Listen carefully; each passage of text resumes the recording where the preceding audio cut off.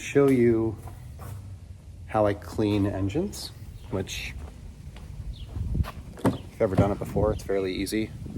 So here we have the SLC 300.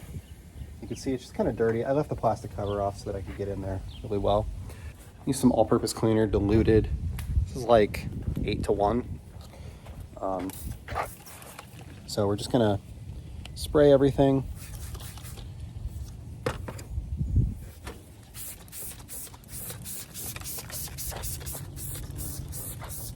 This is the White Diamond APC. I still had it in here from when I did the White Diamond video. It actually works fairly well for this. So we're just, you don't want to do this on a hot engine.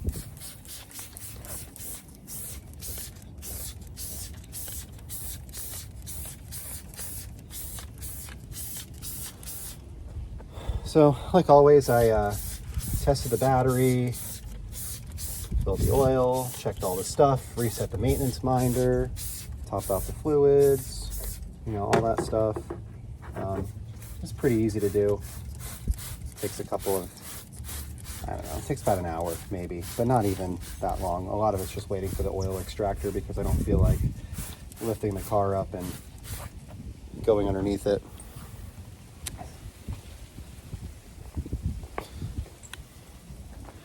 So let that sit for a minute, and then we'll rinse it off with the pressure washer. I'm using the 40-degree tip on this. I'm going to try to keep the pressure low, 40-degree 4.0.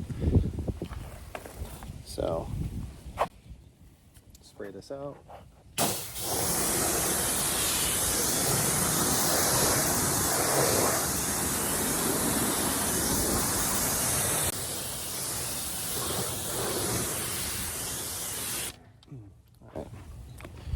So that helps to get all the stuff off. And then what we'll do is we'll put the cover back on it. So there's a plastic cover here, which we obviously want to wipe off. Just pushes onto these things. So that pushes on. There's another one back here, here, there. Just make sure that's on all the way. It's just a vanity cover, doesn't actually do anything. And then spray a little bit of plastic dressing on it. This is hyper dressing, 10-to-1. Just feed it a little bit like that. Shut the hood, walk away. And I just did this to the Honda. I can kind of show you what it looks like once the plastic dressing dries. So here's how it looks after it's done. Just kind of let it sit and then give it a little wipe.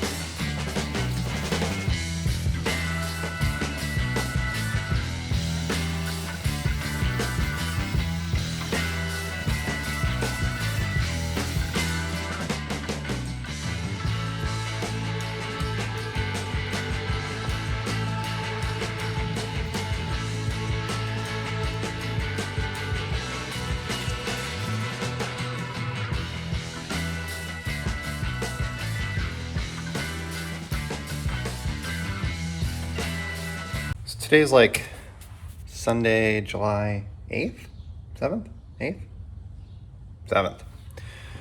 So just released the bucket video. Sorry about that. I thought I had done that weeks ago. Everybody was asking about it, and then, oops. So it's Sunday. I got 3 out of 4 cars clean. The Mini is not. I'm taking that to Bakersfield on Wednesday, which is a fairly long drive, so I'm probably just gonna not bother until after that. We've got a lot of haze. So you see the blue, and you see the brown. So that brown is actually fire. So I live in Nipomo, which if you look on a map, basically Santa Maria. I'm like right on the very north edge of, Santa Maria. And there's a fire that's like in Los Olivos area, kind of by Fred's garage actually. It was, 400 acres, then 5,000 acres, then 15,000 acres. I actually haven't looked today to see where the containment's at. Check that on CAL FIRE in a minute.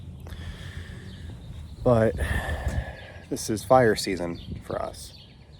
We end up in a drought. We end up trying to save all this water. We end up not watering a lot of these areas, and we have mountains that are just covered with, dry grass, weeds, trees, whatever it may be, and they burn. So this Zaka Lake, which is where this started, this is like the third time this has had a fire in about 20 years. I think the first one was like 2001, and then there was one in like 2019 or 2018, something like that. And it up here it's not bad. Like our air quality is good. The further south you go, obviously the worse air quality you're going to have. It does create a lot of visibility problems and haze, but it also kind of covers your car continuously with ash. So you see here, looking at the Honda, all these white specks. This is all ash. And I cleaned this yesterday, and it was similar yesterday. So this is just like, it sat here overnight, and that's what ended up happening, right? You can see on the top here, too, some bigger spots. That one's bird poop, but this is ash. And the thing with ash is, when you take ash and you mix it with water, it becomes acidic. So dew, rain, stuff like that becomes acidic, and it can actually etch your paint. Now, that has a ceramic coating on it. It gets washed pretty regularly. It's a lease. Like, it's probably fine, but it's just something to be aware of. If you're in a fire area, you need to, protect your cars, or you'll end up with some permanent damage to the paint. So we're gonna take the Mini, and we're gonna go to I'll call it a grocery store. It's like a little market. It's called La Placita. And they have like some very basic groceries. Well, actually, they have some like fresh fruits and vegetables and stuff like that from the fields that are around here that are really good. Like their watermelons are really good. Their strawberries are really good. But then they also have, like a meat stand in the back, like a butcher's section where their meats are good too. And then they have just the regular stuff that you would expect, like, sodas and drinks and all that stuff. We're gonna take the Mini, the F56. Here's my F56, which I do like quite a bit. I've got a quad lock case.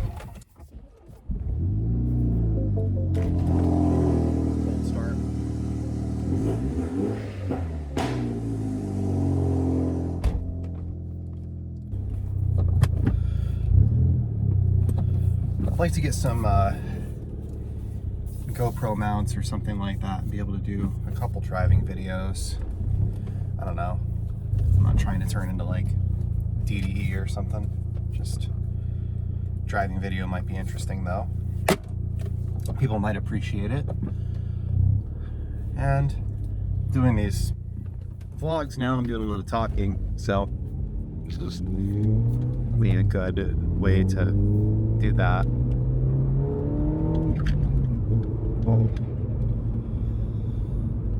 I really do like this car. It's been, all of my Minis actually have been incredibly problem-free. The orange Mini, which was only on the channel for a short time, 3 months or so, 4 months, whatever that was, that really gave me a taste for them. I bought that car, it was like 14 grand. It had like 55,000 miles on it. And I did a couple videos, I lowered it. I put NM springs, KYB struts. I think it was KYB. And then I did a dine-in tune and a bunch of other stuff. The car was good. It was really good, actually. I really enjoyed it. I loved driving it. It was a lot of fun. It wasn't a JCW, so it didn't have the big Brembo brakes and stuff, but it was just a lot of fun to drive. And I mean, if you're not tracking these cars, they don't really need big brakes because they don't weigh a lot, you know, they're pretty easy to drive. So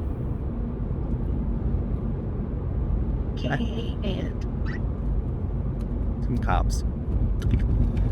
So I don't know, I really enjoyed driving that car, and I had it worked on the side of the road. It got hit, totaled. There's a video on that. I wasn't even in the car. Somebody got pushed off the side of the road, bounced off a building, and I rammed my car, and it got totaled. And yeah, I mean, I got made whole on it, actually. I think I was like plus $300 or something like that after my mods and what I had done, and, you know, getting my money back for the car, the insurance payout, and all of that stuff. And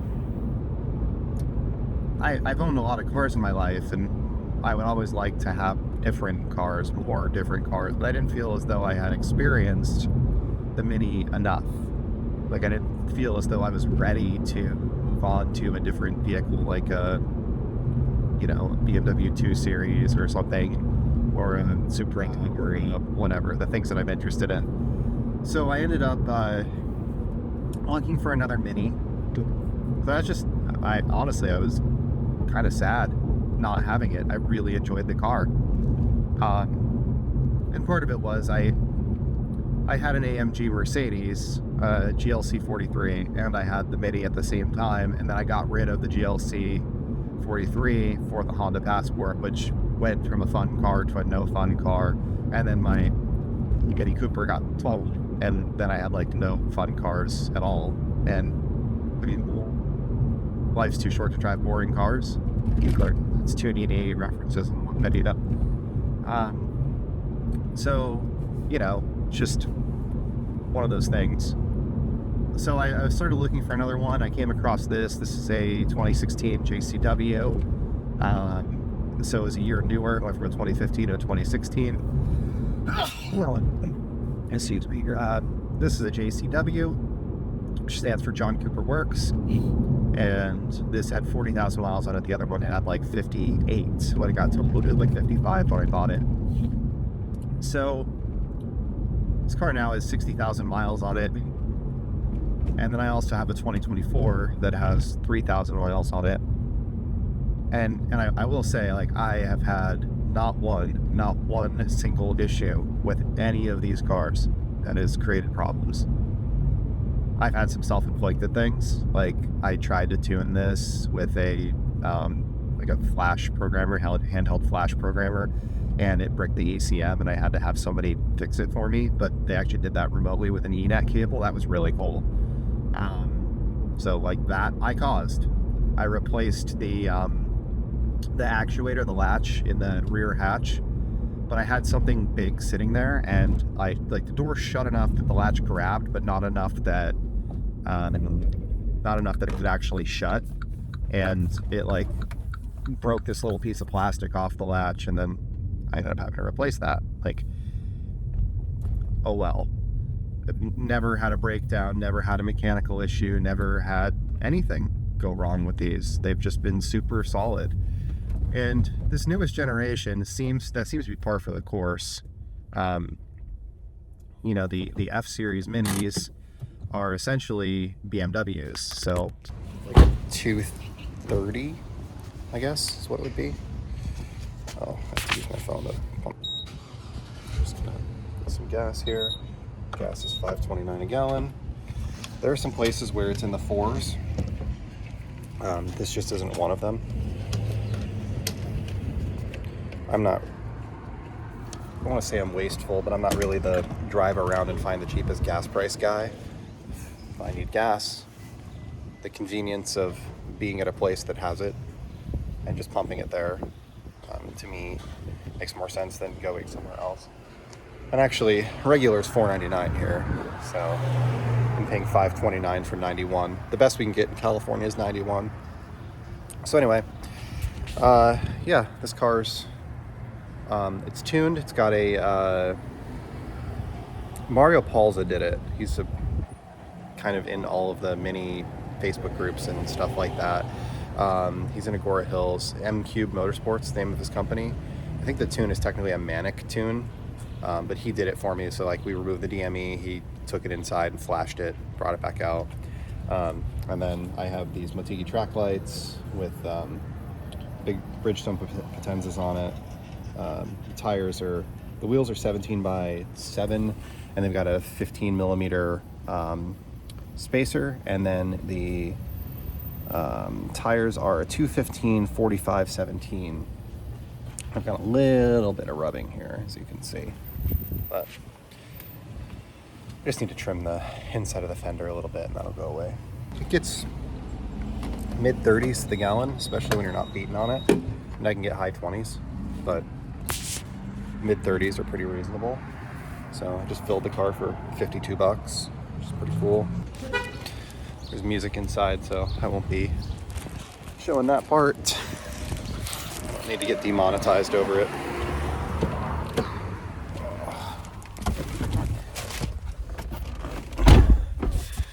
So I use a quad lock phone mount. It's this thing, and basically there's like a screw. It connects to my vent here, and then this can be pivoted different directions, and the whole thing can spin. It's pretty sweet. There are other companies that make mounts for Mini Coopers. I found this one to be like the most unobtrusive. So anyway, this car's been great. I've had it for 3 years, and I think it's gonna be time to sell it here soon.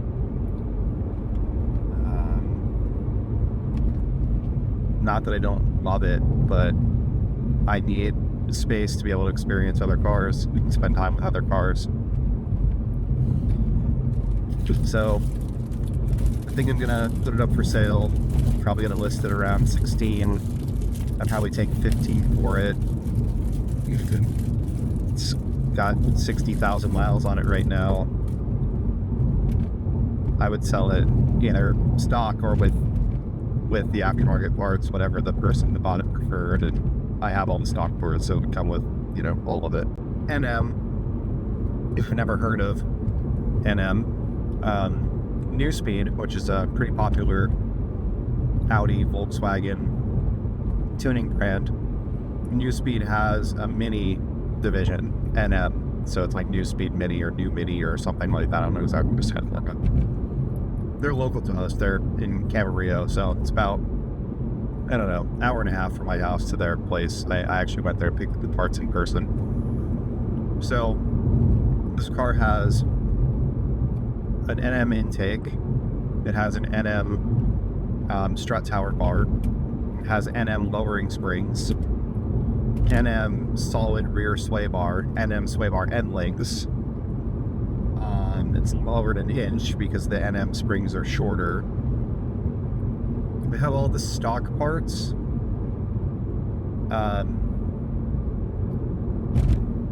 And then it has Motegi wheels, which I just showed you. Has NM stainless steel brake lines.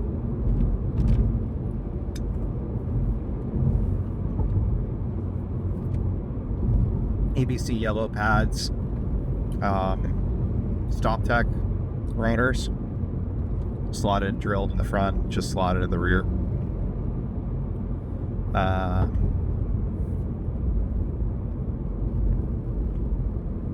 It's hardwired for a Redenso radar detector. I think there's some advice it cares.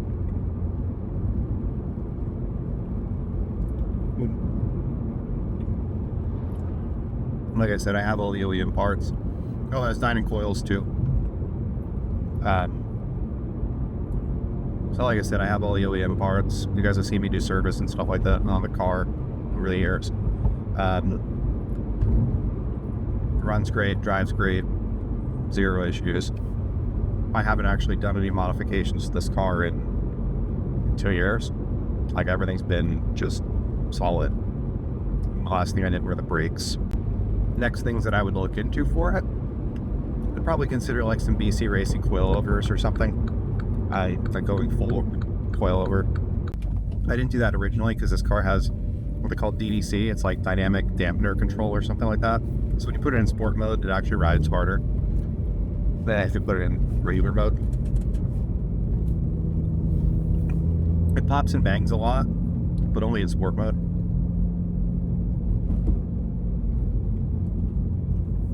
So you can still drive it normally if you want to, or you can make it, super loud and rambunctious.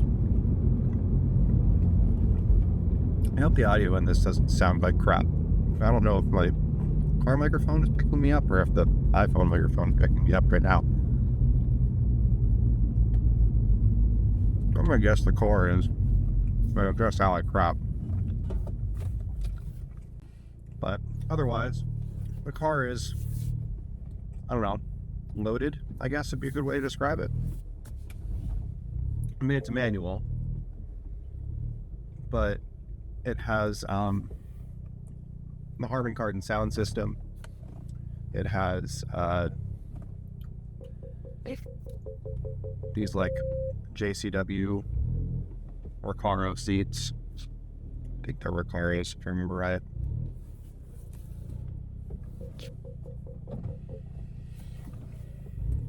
It has the sunroof, which I could honestly do without. I love sunroofs in cars. I don't know why they insist you have them. I'll give a nice courtesy rev here. The pops and bangs are like silly. If it goes to a state where you don't need emissions checks, it's catless, and it has no check engine light, and the OBD2 sensor is in the right place, and everything works. So, see here, it needs a ceramic coating. I've been testing polishers and stuff on it for a while. It's something that I need to do, ceramic coat it. It has tint on the front windows and windshield. It's never had a front license plate. Okay. So there's no holes drilled in the bumper. I know. I have this Audison Bit 10 that was in the Mercedes. And then previous to that, it was in my other, that was in my GLK and my GLC Mercedes. I bought a Moscone 4-6 to put in the GLC, but I actually never installed it because I got rid of the car before I did it.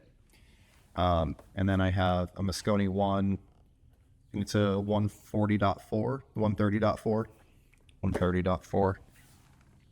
And then this is a Alpine PDX M12, which is a 1200 watt sub amp. These were all in the Mercedes. There's a subwoofer in this. It has a Alpine PDR amp, and that's an Audio Frog sub. I would take that out if I was selling the car. I'd leave the wiring and stuff in there for somebody else to install their own, but I'm not going to send the sub and the amp with the car unless somebody's willing to pay for it. I mean, everything's for sale, so, if somebody threw an extra, I don't know, $400 at me and said just leave the sub and the amp in the car, I would probably do it. But realistically, I would end up replacing it and buying another one anyway, so I'd rather just have them. This, I don't think I'm ever going to do a full sound system in. I might mess around with some of the Bimmer Tech stuff, the Alpha system, I think it's called. They do like drop-ins for your factory locations that are just replacement speakers. I don't want to have a subwoofer in the hatch on this because I want it to be useful as a vehicle that can carry stuff, especially when the Passport's gone. I'd originally planned on putting some of this stuff in the Passport. I was going to put the sub amp in there and, install a sub. But it never really happened. I don't know. I never really cared enough to do it. The sound system that's in it sounds decent from the factory. It's not great, but it's not terrible either. And then this Soundstream amp, this stealth amplifier, I actually bought for this. I was going to use it on the factory Harman Kardon speakers and power those. But again, I just never really got around to it. And now it's been 3 years and now I don't want to do it because the car's not going to stay here forever. There's two things, right? There's money and there's space. The money isn't really the issue. I mean, it is, but it isn't. I'm not trying to act like a jerk. For me, I would probably just as soon pay this off and keep it if I had the space, but I really don't. If I had a big garage and I had storage for cars and I had the ability to keep a bunch of things, like there'll probably be another hardtop in my life at some point in the future. I don't know. I've had faster cars, I've had quicker cars, I've had more comfortable cars, I've had nicer cars, I've had cars with more features. It's just there's something about the amount of fun that car is that I don't know. I don't really know how to describe it. It just puts a smile on your face when you're driving it. It's a lot of fun. And it doesn't take itself seriously. I think that's kind of the thing. Like, it's designed to be fun. Like, you get in and there's like a little picture of a Mini on the screen and it winks at you. And I don't know, there's all this little stuff that you find when you own one of these cars. It's just engineered for fun. And the community's great. There's a lot of people out there that have these cars, that love these cars. There's tons and tons and tons of aftermarket support. There's this popular saying in the community that no two cars should be the same, because everybody has their own unique tastes. And it's one of the few cars that you can still go and build and get like all kinds of different options. And yes, you can do that with BMW and you can do it with Porsche and a couple other brands at this point. But I was coming from Mercedes where you can get your car in any color you want as long as it's gray. And that's a little bit of a joke because, you could buy a Mercedes in like white, 6 shades of gray, black, sometimes red and sometimes blue. That's really it. And these, they're like all colors. I happen to have a gray one, but it's got a red roof on it.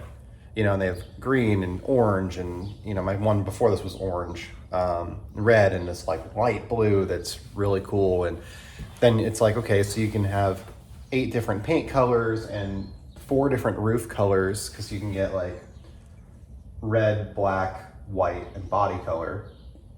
And then the mirror caps match, but there's a whole bunch of different aftermarket mirror caps, or well, they're technically factory mirror caps that are accessories that like snap on. And they got like the big sticker packages for the roof and with or without stripes. And stripes are available in like 3 or 4 different colors. And there's like 6 different wheels and 4 different interiors or 4 different interior colors and then different styles of those interiors. And it's like, there's just so many options that they build into these to make them unique and to make them fun. And I don't know, there's something about them. That's why I ordered the green one. I wanted to go through that experience of ordering and getting a brand new one and having it be exactly what I wanted it to be. And, she drives her Mercedes every day, but she loves that car.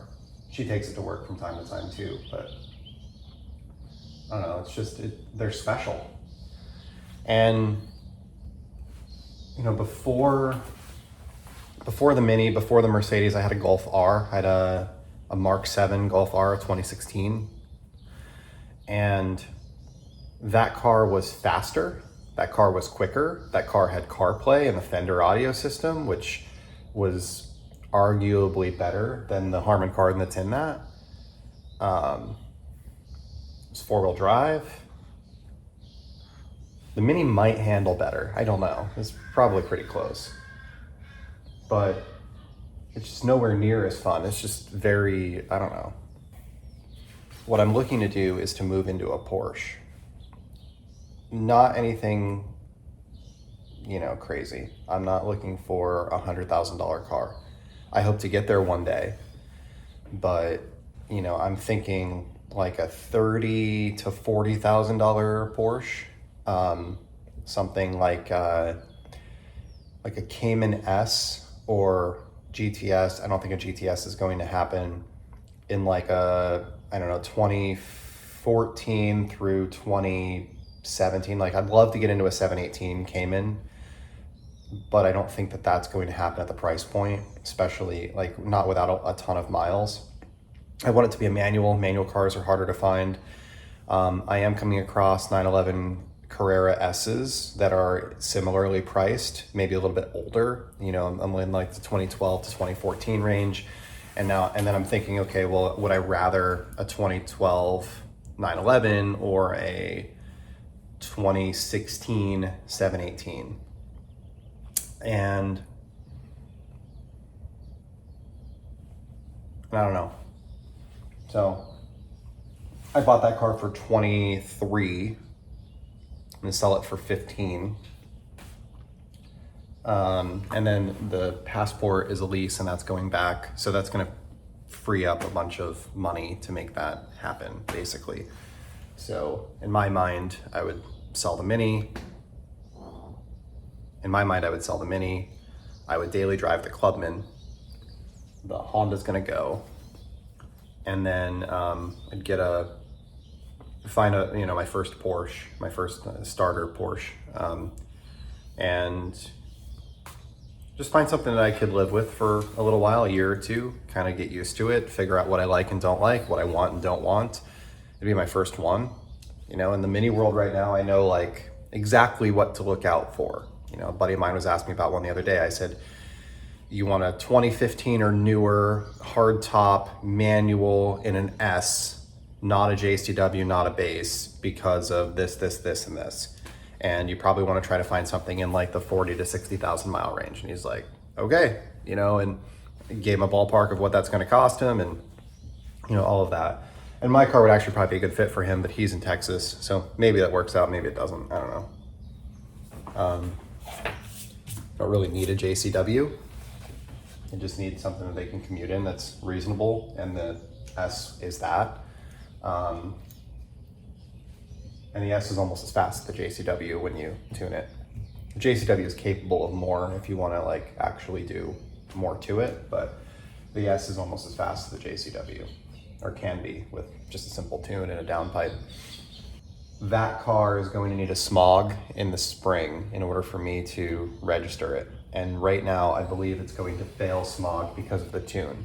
So California has changed. It used to just be that if you plugged into the OBD2 port and all of the IM monitors were set and you did a visual inspection and didn't see anything out of whack, then the car would pass smog just fine.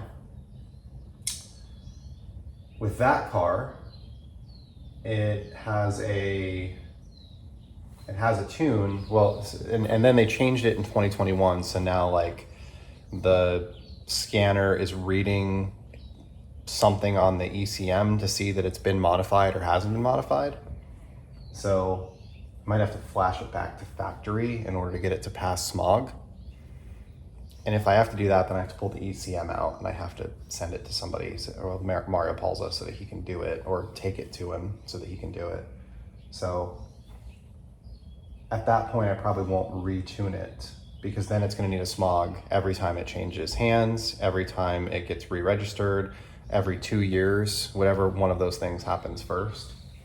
So like I could smog it and sell it, and then they would get 2 years out of it. but then they would have to flash it back to stock in order to whatever. So I think at this point in California, even though you're leaving some performance on the table, something like a piggyback makes more sense, like the JD4 that I put in that, or a Dynan X. Although Dynan tunes are technically carb compliant, or a lot of them are carb compliant. I don't know if that one in particular is. So, you know, I had a Dynan on my 2015 Cooper S, and I ended up selling it when I got rid of the car, or well, when the car got totaled, because it's not compatible with the JCW. It was different for the JCW. So I ended up selling that. But something like that, you can easily just revert back to stock and pass smog. Even though the car has a catless downpipe on it, you can't really tell. So I think it could still pass. There's a giant heat shield that wraps all the way around it. And even if you do a visual inspection, you can't really tell that it's an aftermarket downpipe, and the OBD2 or the O2 sensor is in the factory spot. So I honestly think that it would pass, but we'll see. See what happens, and we'll go from there.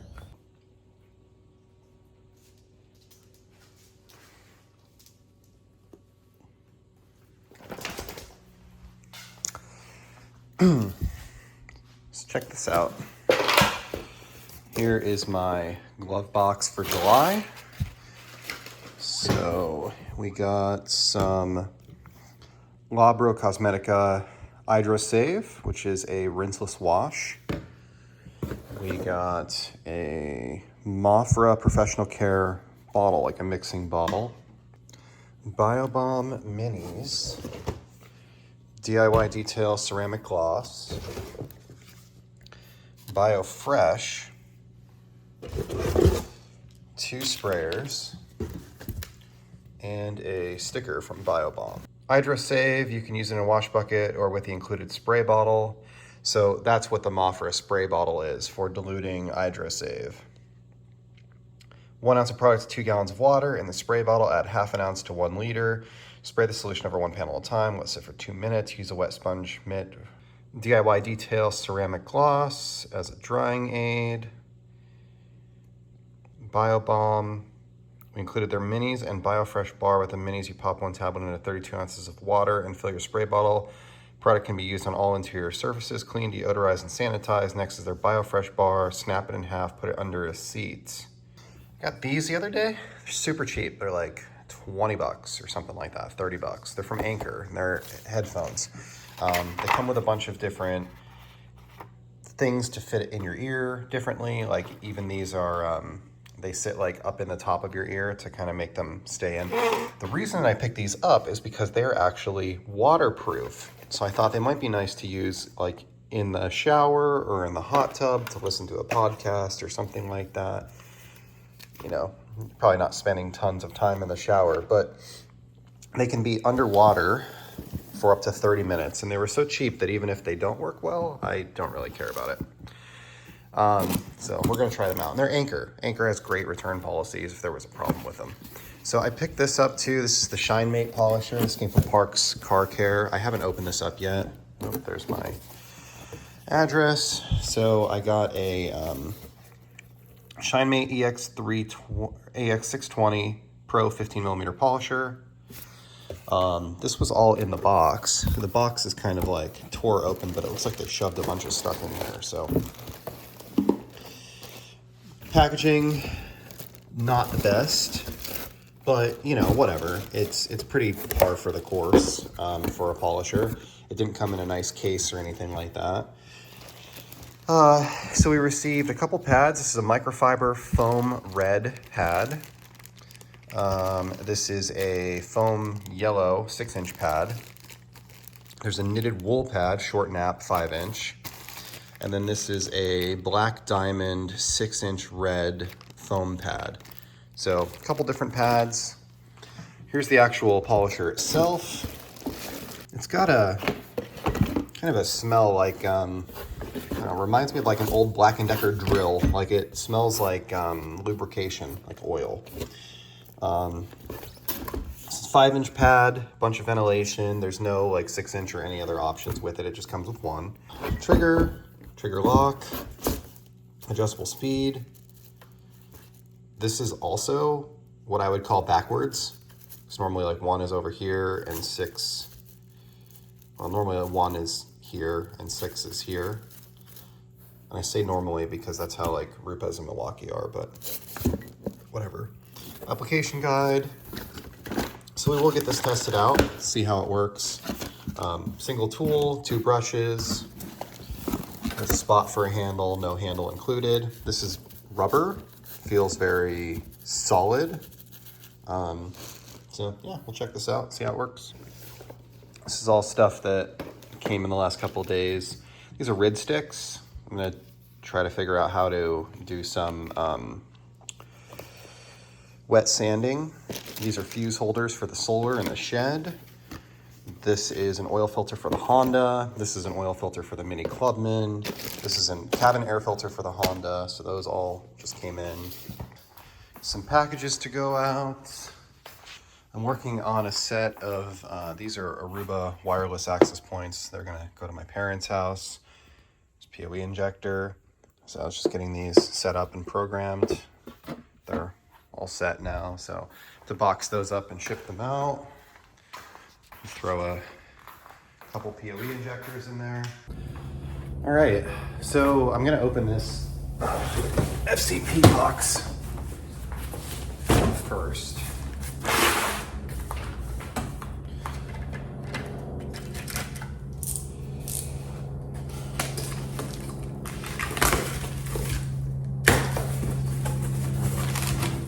So this is all, I ordered a bunch of stuff to do services on my cars. So this is a cabin air filter for the Clubman. This is 0W30. I'm going to switch to that for the F56 because it's tuned. It has 0W20 from the factory. So this can take anything that is BMW LL01FE. And it has 3 different weights, 020, 030, and then I think 540 is the last one. And from the factory it's 020. I'm gonna go 030 and it's just slightly thicker, just because I'm running 21 pounds of boost. And the 020 that I have is gonna go in the other car, the Clubman. That can only do 020 according to everything that I've read online. So I'm gonna keep that what it should be. This is an under hood air filter for the Clubman. Yes. And this all came from FCP Euro, ordered it last week. I currently like FCP as much as I used to like ECS. ECS kind of sucks now. Had nothing but problems with orders for like the last 3 years. And there's a whole Facebook group called I hate ECS tuning, or ECS tuning sucks, or something along those lines. Or like people are reporting problems with the orders literally every single day. I think they've had some growing pains, but at the end of the day, if you can't ship the things that people order to them, and that's your job, like, it gets a little ridiculous. So, yeah, we can do some services.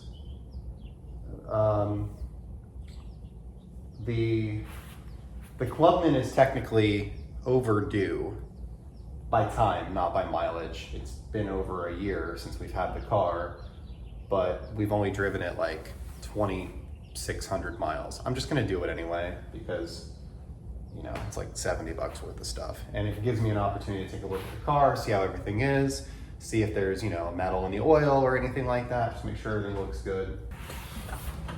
So I posted a video on some buckets that went a little nuts. That's kind of cool.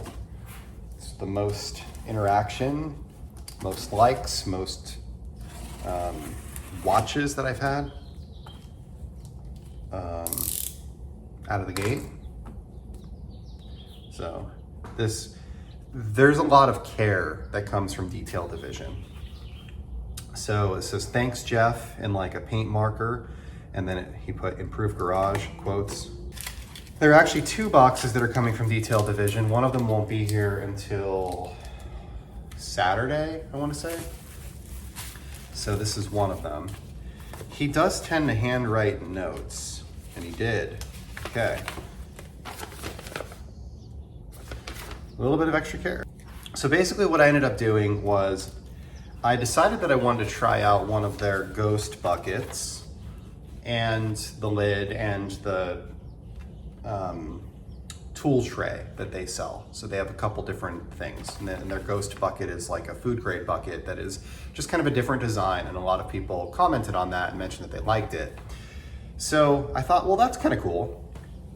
And it was one of those things where like the bucket was like, the bucket plus lid plus whatever was like 40 or 50 bucks.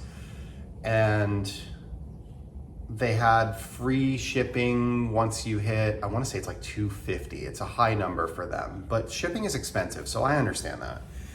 And they have all of these chemical products from a company called Carbon Collective. And I thought, let's try all of those out. Let's get those so we can put them in the queue and try them out. I'm gonna get free shipping anyway, so I might as well just add them to this order and, you know, support them. So I ordered a bunch of Carbon Collective products. They ended up shipping me 2 boxes. So this is the box with all the chemicals in it. The other one has the bucket and the detail tray and all of that. So let's kind of go through what we got. So there's a note here. It says, Jeff, well, damn. Thank you for the order. We started with APS parts and now moving into some chemicals from Carbon Collective. I'm positive the brand will impress you. Products that really function well in process. Some are truly standout options. The Citrus Ultimus Luso is a killer to maintain a vehicle and highly concentrated. React is honestly the best iron fallout I've used on wheels or paint. I can go on and on to prime the pump, but first-hand use tells the story the best. Enjoy it all. Thanks so much for the support. So, like, I've placed 3 orders from Detail Division. Every one of them came with a handwritten note. Like, you can tell that this is somebody that truly cares about their company and their products. Sticker in the box, Detail Division. Looks like he threw in a couple Clean Glass Shine, streak and lint free, just to add water glass cleaning cloths. So these are cool. It wasn't on my order, just threw them in, so that's nice. Bunch of sprayers in the top. These remind me, I think I'm gonna like these sprayers. They're on off, quarter turn, but they've got a nice trigger on them. They're it's like a Guala, G-U-A-L-A, looks like the brand name. They look nice though. So try these out. There's, let's see, 1, 2, 3, 4, 5, 6, 7, 8, and then there's one of these little guys. I'll have to figure out which one this one's for.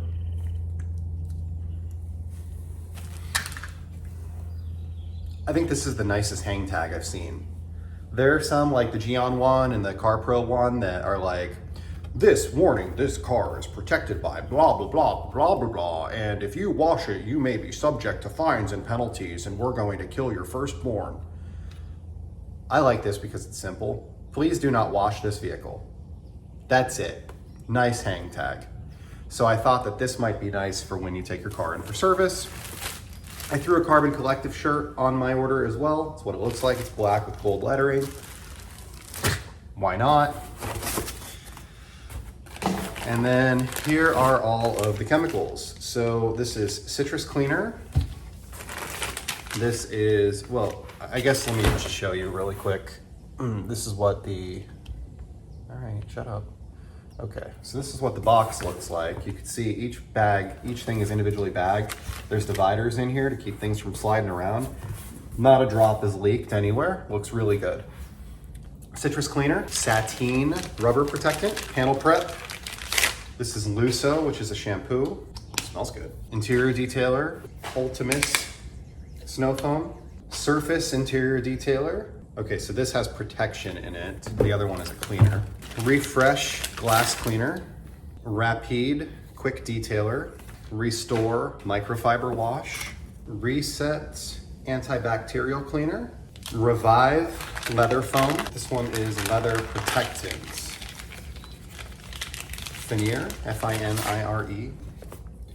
Okay, so we need 7 sprayers. We got 1, 2, 3, 4, 5, 6, 7. So we threw an extra sprayer in too. That's kind of what I'm talking about. There's like a little bit of extra care that comes from their stuff. They don't have a ton of products. They have like a bunch of Carbon Collective, they have a bunch of Clean, and then they have a bunch of APS and some other things. I do wish their site allowed you to back order products. So sometimes I've gone on their site before and things are out of stock and you can't just like order something. Oh, so this is like a kit. So this has Luxor shampoo, Pearl detailing spray, a towel, a wash mitt, limited edition scent, another spray bottle, keychain. So this is one of those things where it's like, if you're gonna buy the bottles, you might as well buy the kit because the kit isn't much more than the bottles and you get a bunch of other stuff with it. So that's what I did. That order was a fair amount. I wanna say it was in the 400 range. There are a lot of products, 3 different shampoos, some overlapping things, interior cleaner, interior protectant, you know, whatever. So it's a little bit more than like the whole Armor line or the whole Kosh Chemi line, but there are more bottles, more product. 18 bottles of product, 18 bottles of product, something like that. Plus the bucket and some of the other stuff. And it's a lot. And, you know, obviously you could probably run a YouTube channel and spend a lot less money. You could probably also run a YouTube channel and spend a lot more money. Like, you know, Daily Driven Exotics talked about their McLaren the other day and their lease is like $18,000 a month or something like that. It's like nuts, completely another level. So I've got all of these chemicals to kind of work through and test and do videos on. I did Purist the other day because it was just like quick, a single video, I could bang it out, get it done. I might do the same thing with Action Products. So it's gonna be like one video thing. Labo Cosmetica is what everybody is asking for next. So I am definitely gonna focus on that. But there's like 40 or 50 products. There's like 40 products there, something like that. There's a lot, there's a bunch of products. Maybe it's not that many, but there's a lot. So I'll have to start digging into that as well.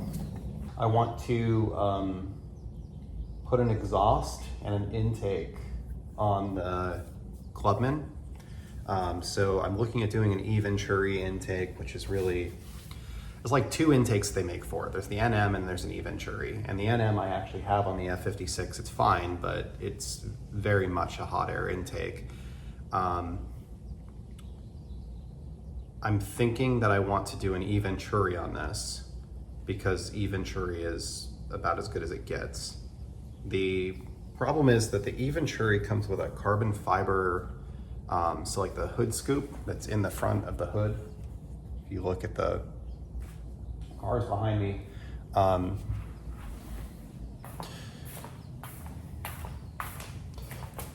so you see this hood scoop here? Well, E Venturi actually makes that functional. So what you do is you pop this out and there's a carbon fiber one that goes in its place. And that carbon fiber hood scoop directs air into the top of the intake, and then the intake pushes it through the engine, right? Which is actually kind of cool. But there's 2 things. One, it's a lot of money. It's like $1,700 for an intake. And then 2, my car is green and there's no carbon on the car anywhere. So now I'm gonna have a carbon scoop, which I don't love that. So I'm gonna see about getting it wrapped. See if I can get it wrapped like the same color green that the car is. I don't know, I'm gonna be able to find something that matches. If I can't get it wrapped, I might have to paint it. And if I have to paint it, then that kind of sucks. And then for exhaust, I'm gonna do, I think, a Dynon exhaust. I realize that there are louder exhausts. I realize there are other exhausts. I realize there might be ones that make more power. I really like Dynan stuff, and I like their kind of reserved demeanor. I think is kind of the best way that I can describe it. They're not, you know, screaming, look at me, look at me, look at me, the way that some other brands might. And I don't want that car to be like ridiculously loud and obnoxious. I instead want it to be something that is very reserved and reasonable and not, I don't know, not insanely loud. So the exhaust is about $1,300. It's got black tips. I think it's gonna look good. I think it's gonna work really well.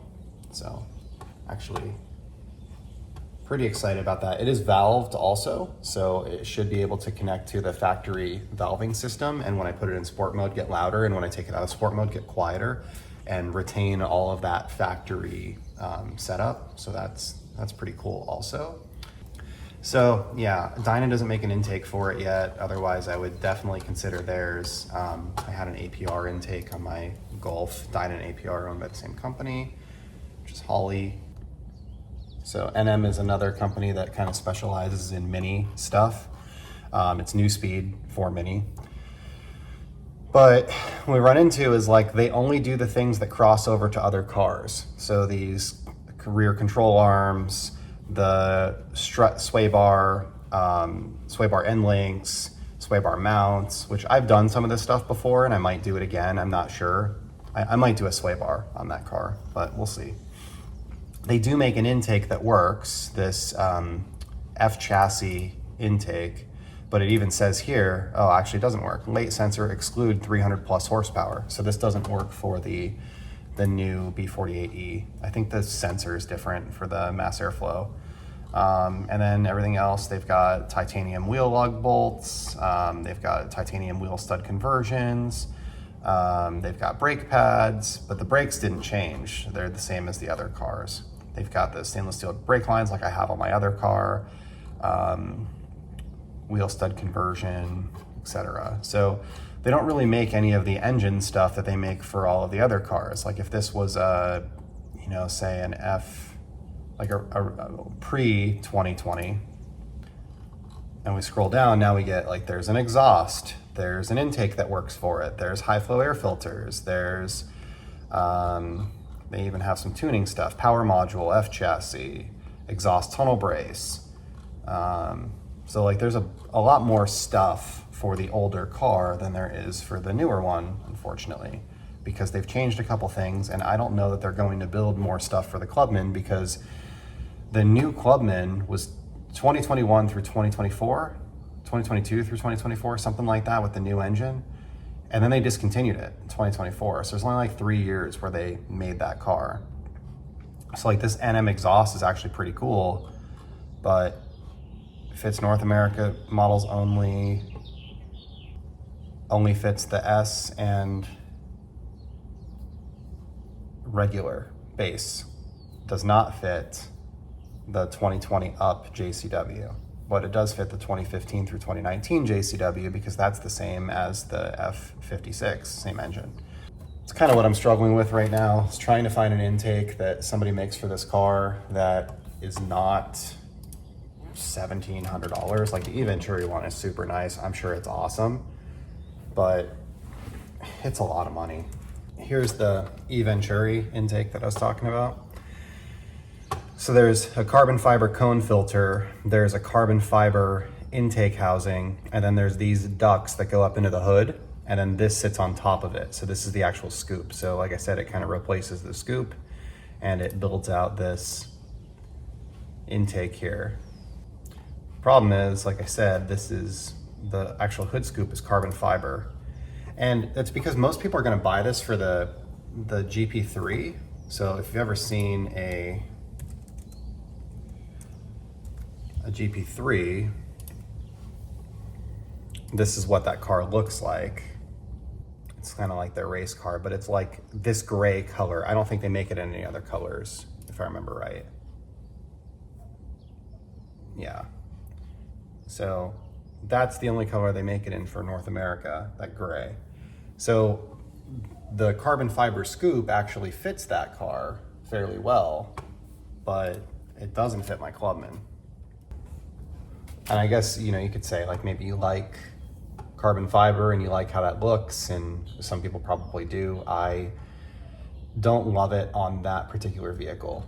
If it was something like if it was a Supra and I was doing a bunch of carbon, you know, canards and mirror caps and a wing and a bunch of other things that were going to be carbon kind of all over the place, then I could be like, okay, well, this actually makes sense. It doesn't matter to me that it's exposed to carbon. It actually looks good because it matches all these other things. And Saturday, July 13th.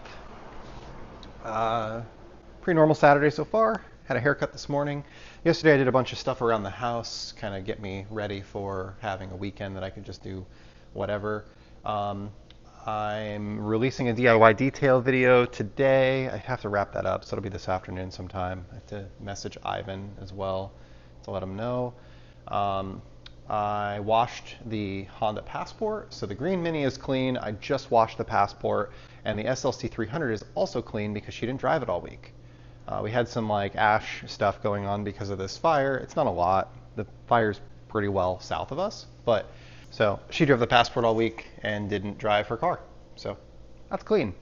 So now I'm just kind of like getting everything cleaned and serviced and stuff.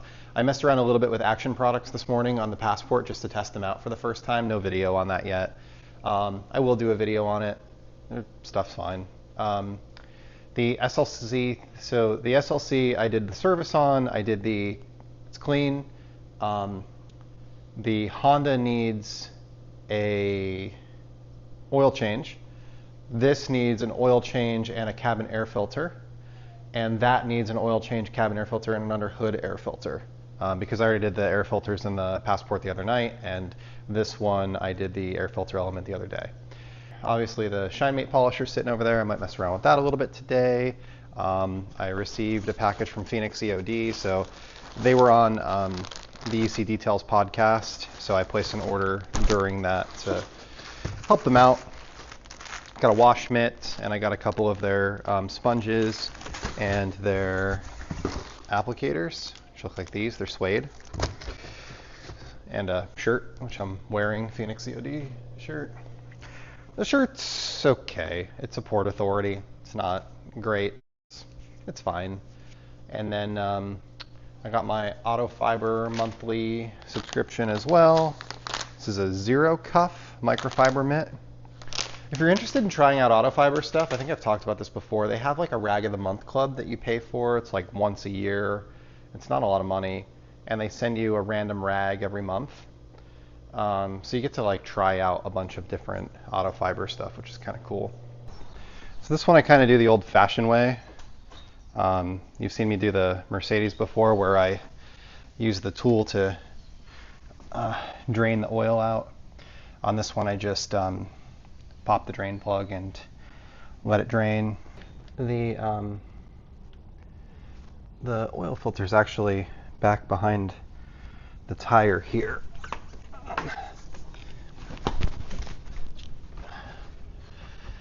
So there's a piece of plastic in front of it that you could remove if you want to.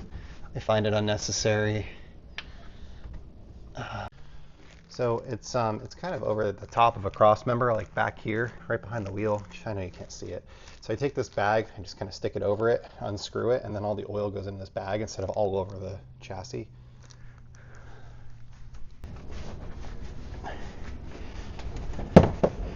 Make sure not to over tighten our filters.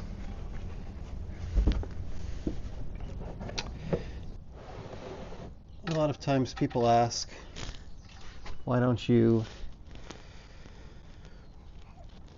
take your car to the dealer, have them do your service? Doesn't this void your warranty?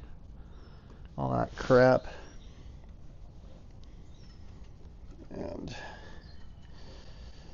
so I would say, one, changing your own oil or doing any of your own maintenance doesn't void your warranty, and unless you screw it up, I guess then it could, right?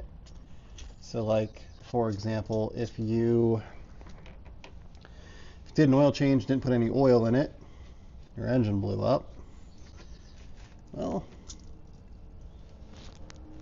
your warranty is not going to cover that engine because you did your own service and you screwed it up. So warranties cover things that fail, not neglect. And that would be neglect, right? So otherwise, I do my own service for a couple reasons. One, I actually enjoy working in the garage, spending time out here. If I don't have the camera, I can listen to music. Number two, it doesn't take a lot of time. You could say, well, taking it to somebody else, that doesn't take time either, but it does. Even when I used to go to the Mercedes dealership with my Mercedes back in the day, that's one of the better experiences you can have. I'd go there, drop the car off, they'd toss me the keys to a loaner, I'd go to work. On my way home from work, I'd stop by, drop the loaner off, pick up the keys for my car, and be on my way. And that's about as good of an experience as you can have at a dealership. This is a situation like that. Now, Honda doesn't have service loaners, or most Honda dealerships aren't going to have service loaners.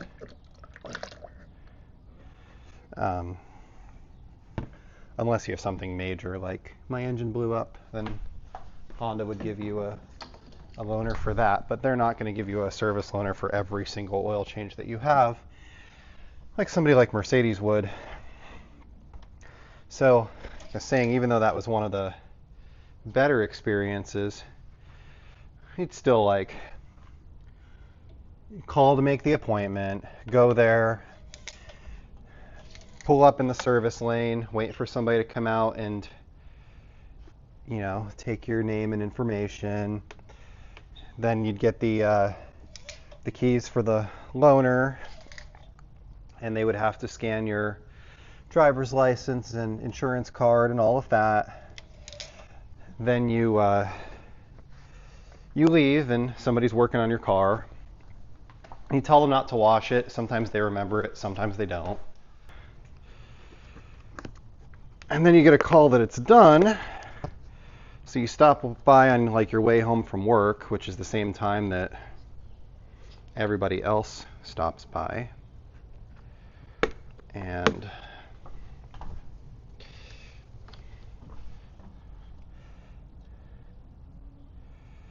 then you stand there waiting for 10-15 minutes for the next service advisor to become available, and then they come over to you and check you out.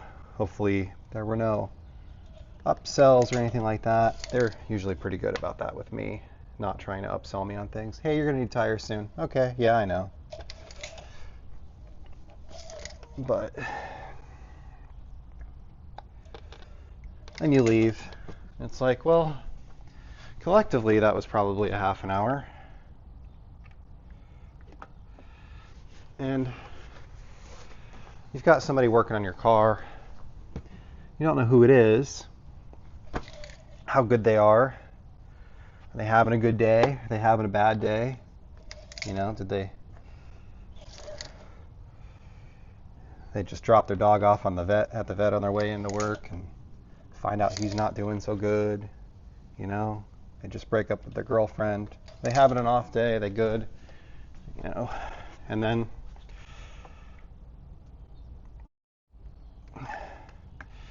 dealers tend to be really expensive. So I guess the alternative would be that you'd go to a lube place, a Jiffy Lube, a Quick Lube, Mobile One Lube, something like that. And that could be better. So we are right at the high spot. So I've just learned to do my own. That took me what? I got 15 minutes on the clock. Not a big deal.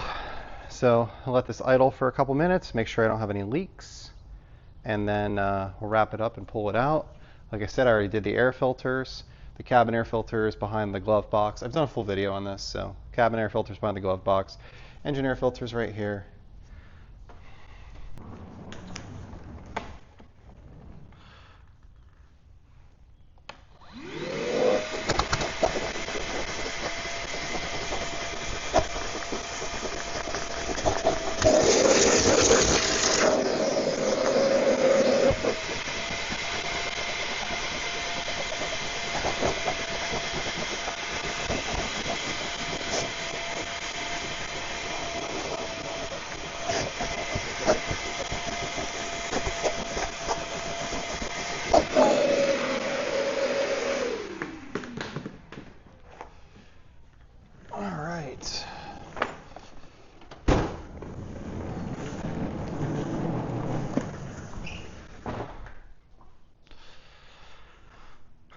Got the Osmo Action. Gonna sync the audio. And then we are going to go pick up dinner in the Mini.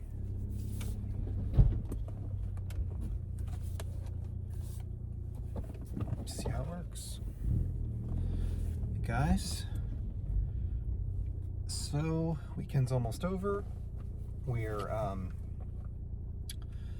just going to pick up some food, and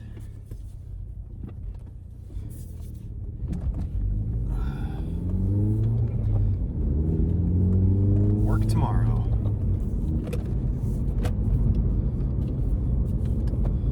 So I'm messing around a little bit with cameras. Be able to do some driving stuff here and there. Can't do wash and talk, so I don't know, detail and drive, something like that. Spend some time behind the wheel on these vlogs, maybe.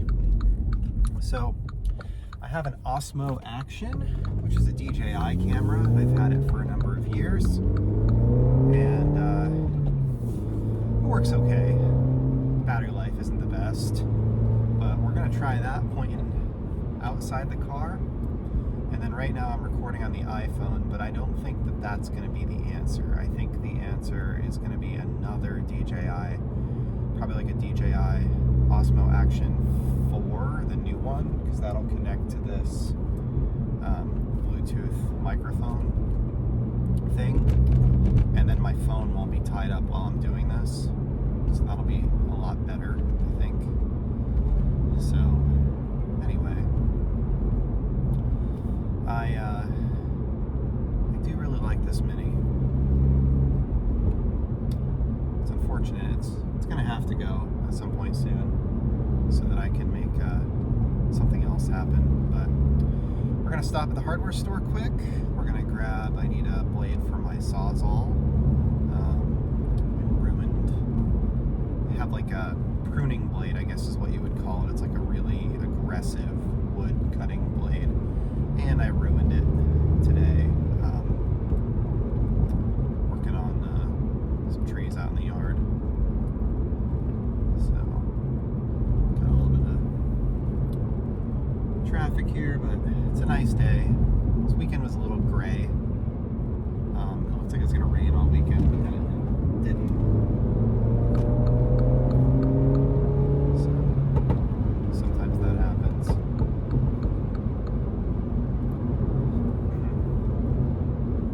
Look at that. That's a cool wing. The car pops and bangs quite a bit in sport mode.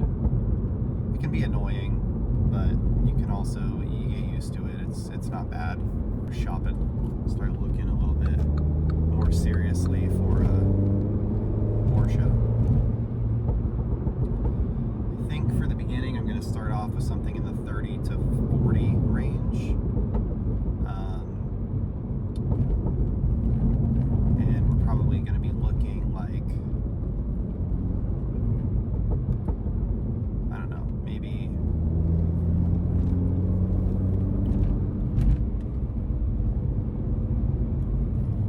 like February, I think is probably a good time. Get us through our first tax year with the house, make sure that we're in a good spot and everything is good, and that our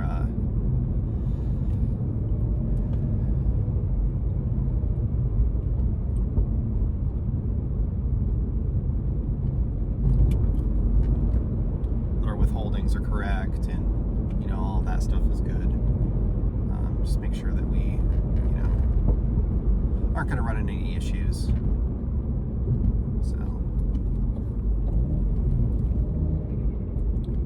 get through all of our end of year stuff February.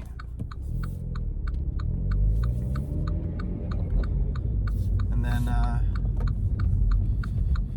kind of go from there. I don't know. I'm kind of excited to explore that. I do honestly feel like I skipped over BMW in a way. Minis are BMWs at heart.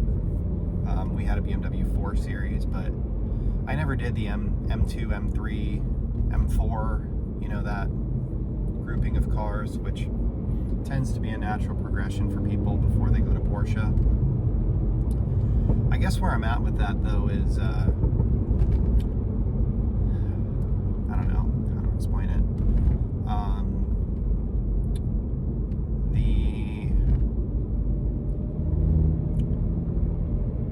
The G80 is so ugly that the F80 has held its value incredibly well. And a lot of the M3 purists think that the E92 is like the last great M3 because it's the last one with the V8. So the E92, which is a little old for my taste, and the F80 are both tremendously expensive for what you get.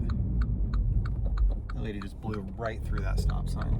So because of that, to get a nice clean M3, M4, M2 even, those are all in the 40 to 50 range.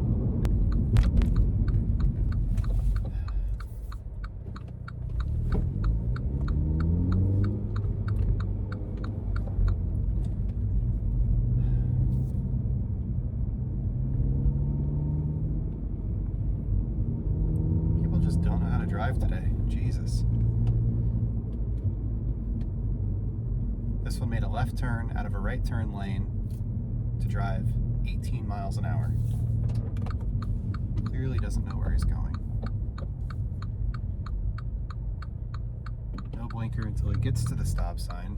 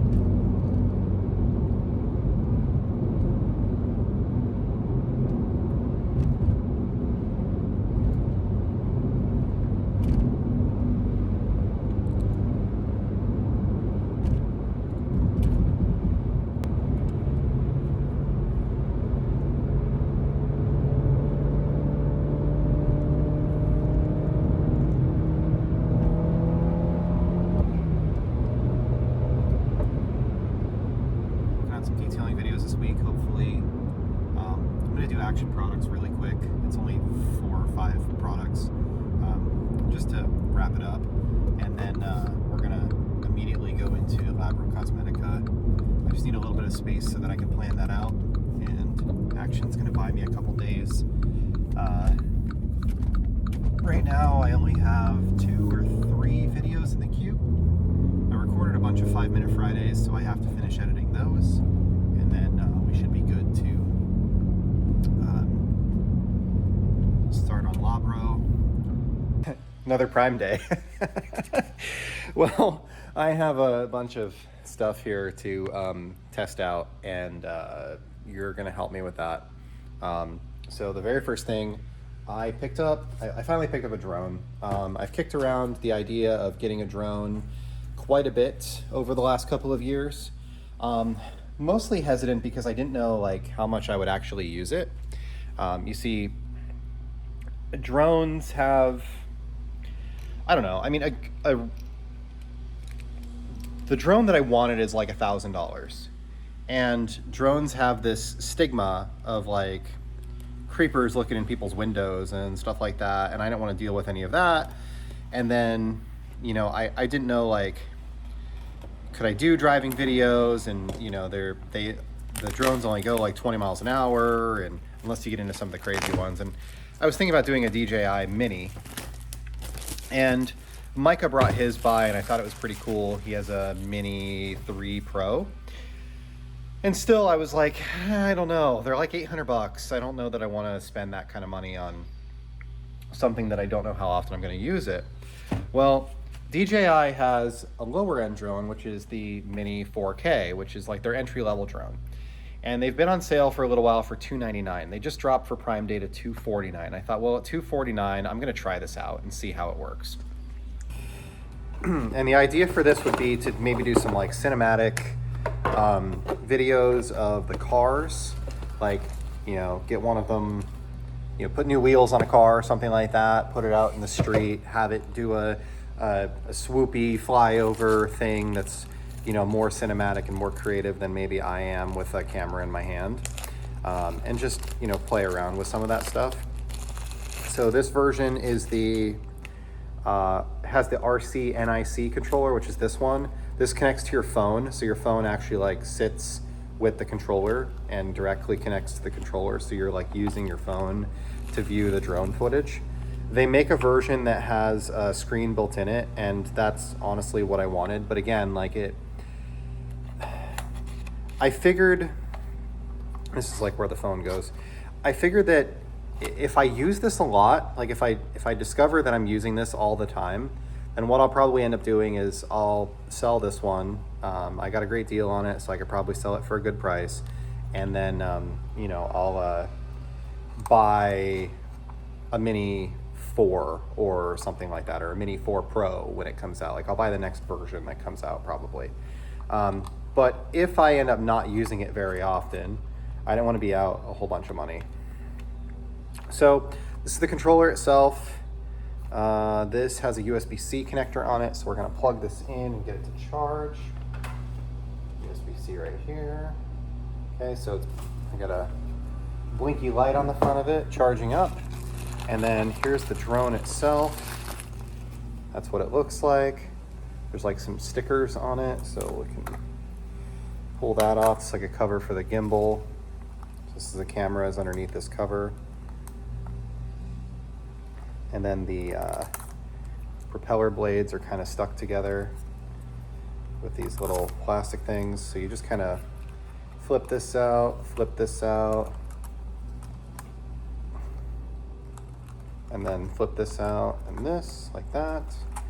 And then charge to activate the battery before first use is what it says. So the battery must be in here already, I'm guessing.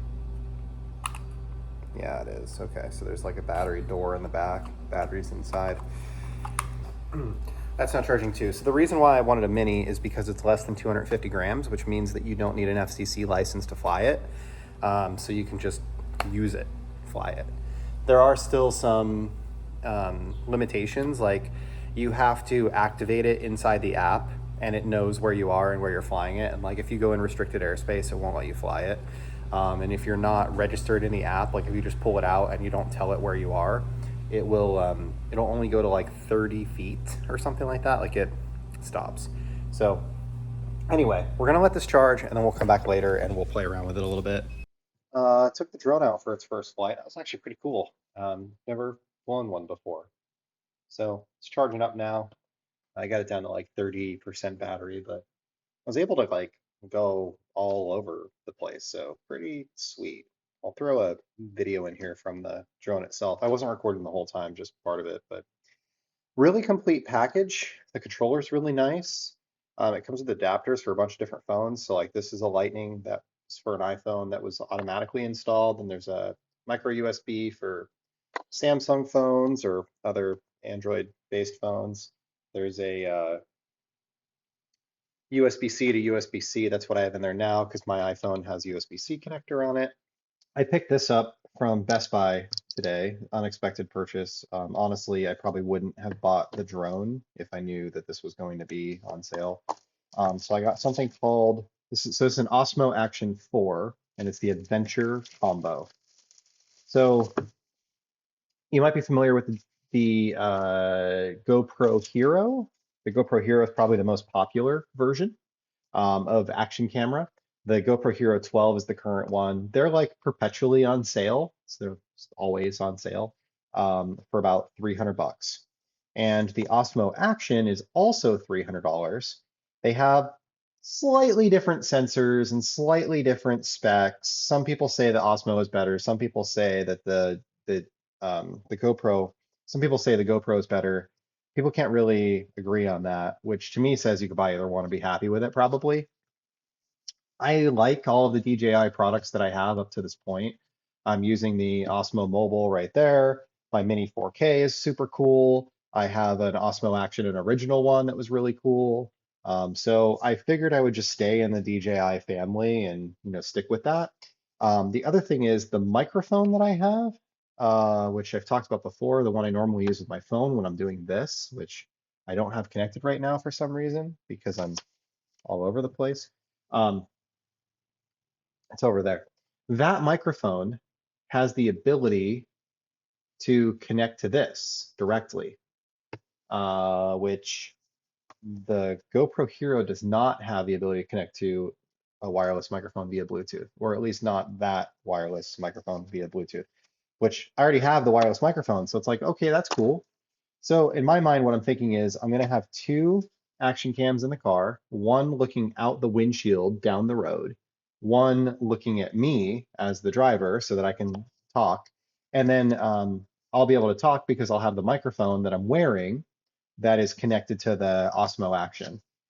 So I don't know if the Osmo will be looking out the street or if the other one will be, but this adventure combo gives you a bunch of extra stuff, and it's pretty much the same price as the camera by itself right now. It's on sale. So Best Buy happened to have one in stock. That also helps. So I ran over there and grabbed one. So let's show you what I got. First off, there's this, which looks like a little tripod of sorts, or tripod extension. Rinse with clean water to remove sand after underwater usage. Do not extension the rod during thunderstorms. Oh, so this is like a selfie stick. That's cool. Okay. I don't know that I'll use this very often, but that's what it is. It's a selfie stick. So that's kind of cool. It's got like a nice rubber handle. It's aluminum. Seems well built. So there's the case, cage, or whatever you want to call it. And then here is the camera right there. Front screen, back screen, same size as my other Action. So this has a 155-degree lens, it's 2.8 f-stop, and it's 4K. It works with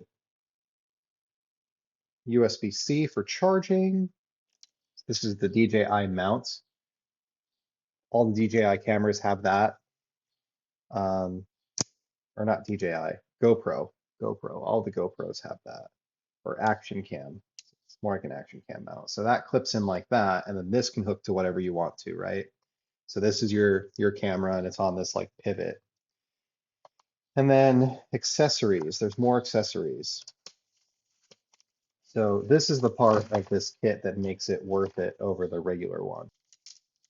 There's another mount in here. So they gave you an extra mount.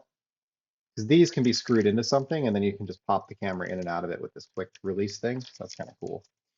And then this right here, this is the money, the benefit of buying the kit. Everything else is cool. This is great. So this is a battery charger that holds 3 batteries, and it comes with 3 batteries. So you can see on the front, there's 2 orange lights.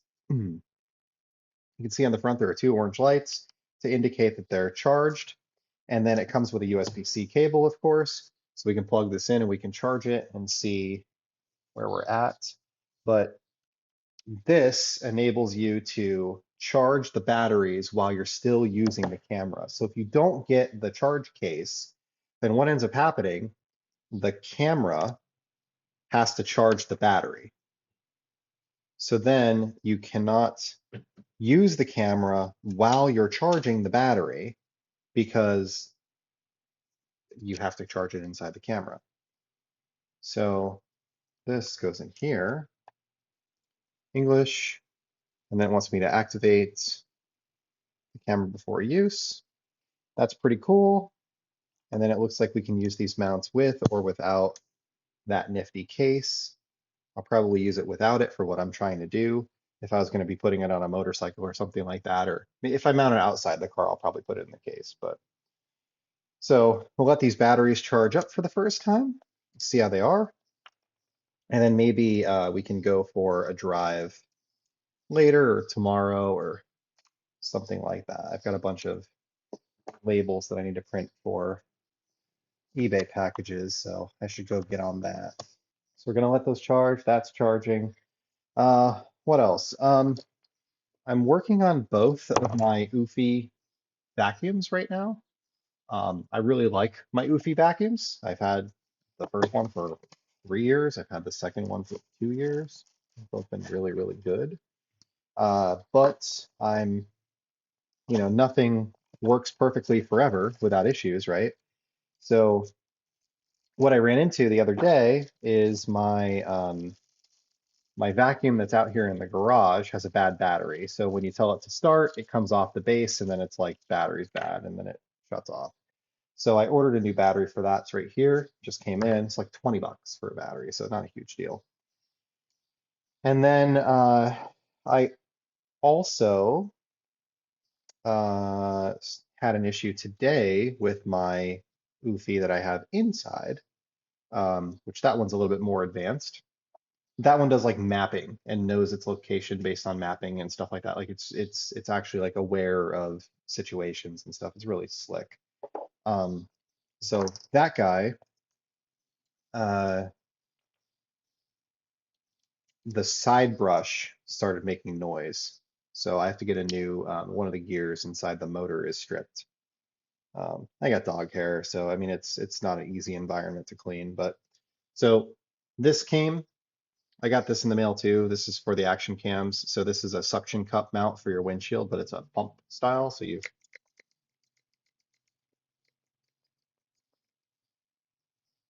that,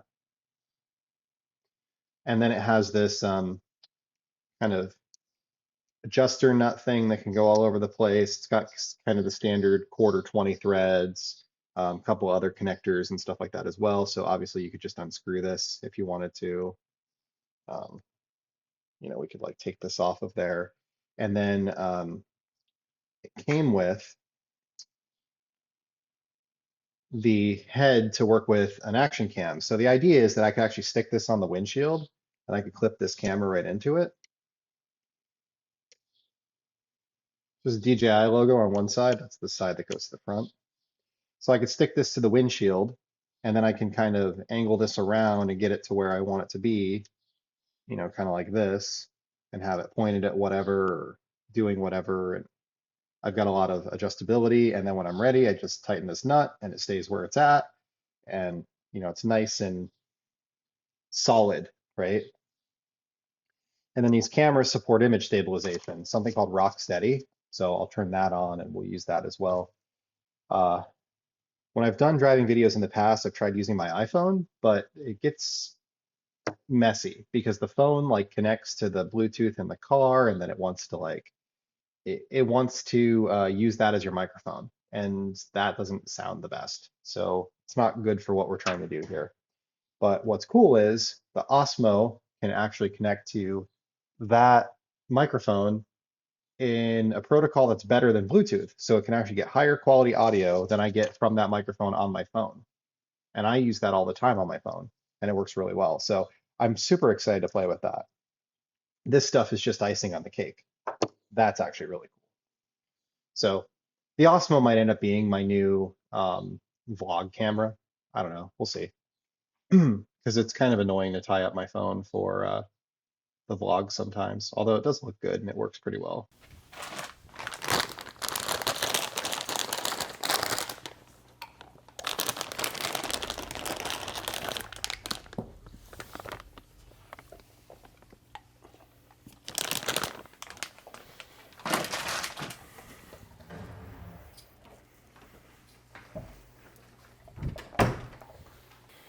All right, so we're playing with the Osmo Action.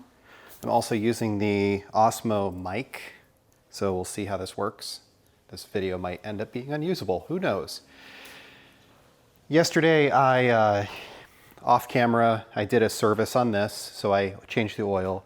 I've done that before on camera, so, you know, I was listening to music. I have earbuds in right now, actually, but I was just listening to music and working on it. Pulled out about 4.5 quarts, put just under 5 in. I switched to 0W30, kind of feedback from a previous video that I did.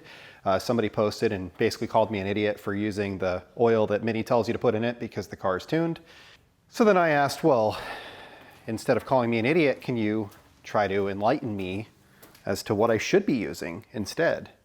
And then that actually resulted in a conversation with somebody else that said, you know, take a look at 030. So then I dug into the manual a little bit more, and I found that Mini actually recommends you can use 020, 030, 530, and 540, I think, were the weights. I can't remember. There were like 3 or 4 of them. So I went to 030 just to give us that same 0 weight during startup, and then 30 a little bit thicker when it's you know, running and warmed up. So same thing I've done before, reset the service minder, got all of that cleared up. The one thing that I don't love is the way that you have to check the oil is with the car running and warmed up. So it's kind of hard because you can't set your level before you run the car. So you have to like know what the car takes. So I put like 4.5 quarts in it, then I let it run. You have to let it get all the way up to 200 degrees, oil temp, 200 degrees. So I use my my OBD Link CX and Bimmer Link to keep an eye on the temperatures. And then once I reach the temperature that I need it to be, I you know, test it. But you could obviously do it without the OBD Link, but you really can't reset the service minders, or at least I don't know how to do it without one of those. So I would just recommend, if you own a Mini or a BMW, buy one of those. Buy the OBD Link CX or one of those OBD2 adapters and connect it to Bimmer Link or Bimmer Code or something along those lines. And it unlocks a lot of capabilities for the Mini and any BMW. So I'm here in the shed, and I can't turn the light on right now because I'm going to be working on this, but over here I have the battery and the inverter that I installed to make power in the shed happen. So you can see there's the lights over my head, and I did a whole video on this, but there's a solar panel on the roof that charges this battery via that charge controller that's over there. And then that comes out and powers this inverter, which then feeds my lights. Very simple. Now, one of the things I am going to do in the future, I'm going to put in some 12-volt lights instead of like AC lights. So these are like, you know, lights that I used to have in my garage. They're actually Braun fixtures from Harbor Freight that, you know, worked fairly well and did their thing. But what I would like to do just to not have this inverter have the noise of the fan and have the loss of the inverter in here, I would like to just get some 12 volt light strips. I found some on super bright LEDs that I think I'm gonna go with. So there's that. Now, the other thing that I wanna do, and I talked about this briefly in the video, but when I set this up, I kind of did it temporarily as a proof of concept. And really, you should have a fuse holder on a battery like this. So if you've got a battery, basically if these two wires short out, it will melt the wire going back to the battery, and it could cause a problem with the battery as well, maybe make the battery even explode. But more than likely what it would do is it would melt the section of wire. So basically if let's say something cut this and it shorted out, it would melt this entire section of wire, and that could start a fire because of the insulation on the wire, right? So what I would like to do is I ordered some fuse holders. These are them. And these are standard like car 12 volt fuse holders. They come in a loop like this. And then they've got a fuse that comes with them, so you can stick this fuse in here. Now, because this is green, that means it's a 30 amp fuse. It also says 30 right on top of it, but you get to a point that you kind of know the colors. So I don't need a 30 amp fuse. A 10 would probably be more than enough. Well, actually, I take that back. This little inverter is a 30 amp device. So what we're going to do is we're going to install these. So first things first, this comes with a loop. So we're going to cut this open just like that.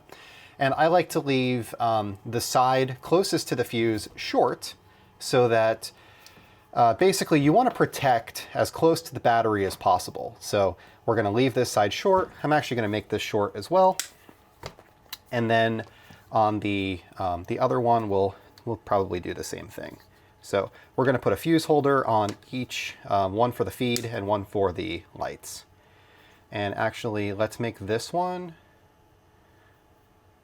a little bit longer, because when I get my new lights, I'll have to rewire that. So one of the things that I'm looking forward to doing in the future, there's actually a company that makes a motion detection switch that's 12 volts. So I can connect that to this, and then what I can do is when you open the shed, the light will automatically come on. It'll be like when you walk into an office building that has motion detection. So we're going to take this, we're going to grab one of these, got these kind of blue rings over here. This is the right size. So we'll stick one of these on here. And a blue would be from a 14 to 16 gauge, which is what size this is. So put that in there. Then we've got these crimping pliers, so we'll crimp that like that. And then this is a heat shrink. And on the other end, we'll put a butt connector on here to connect this to the wire, so I'll have to go and grab some of those.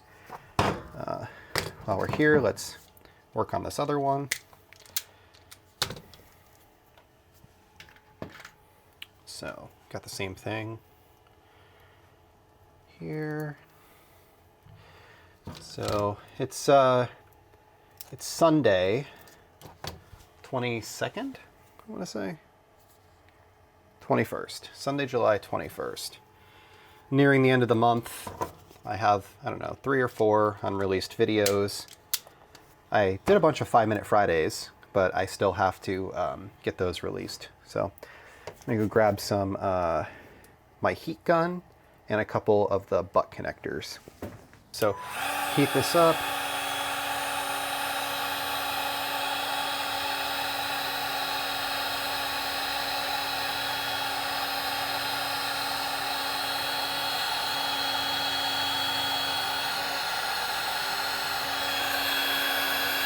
Basically, you see these kind of change colors. They go from like translucent to like that red is now much clearer.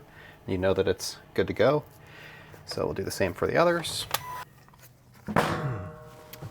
So, like I said, if you're doing this project, order some fuse holders. Do it the right way. I was kind of say I did a proof of concept to make sure this thing would work. And I thought I had fuse holders here, but I didn't. I only had fuse taps. So this is the right way to do this.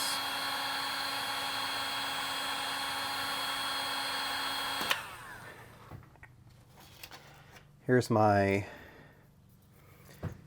bolt, and we've got our new fuse holders. So we'll go through both of these into here. Of course, we'll see our light turn back on. So we now have our battery fused. 30 amps is a little high, but this can draw up to 28 and a half. So I'll probably knock that down a little bit when I get the new lights. The charge controller can only do 10 amps, and it's only a 50-watt solar panel, so actually the most it would do is like 4. So that's that, nice and simple.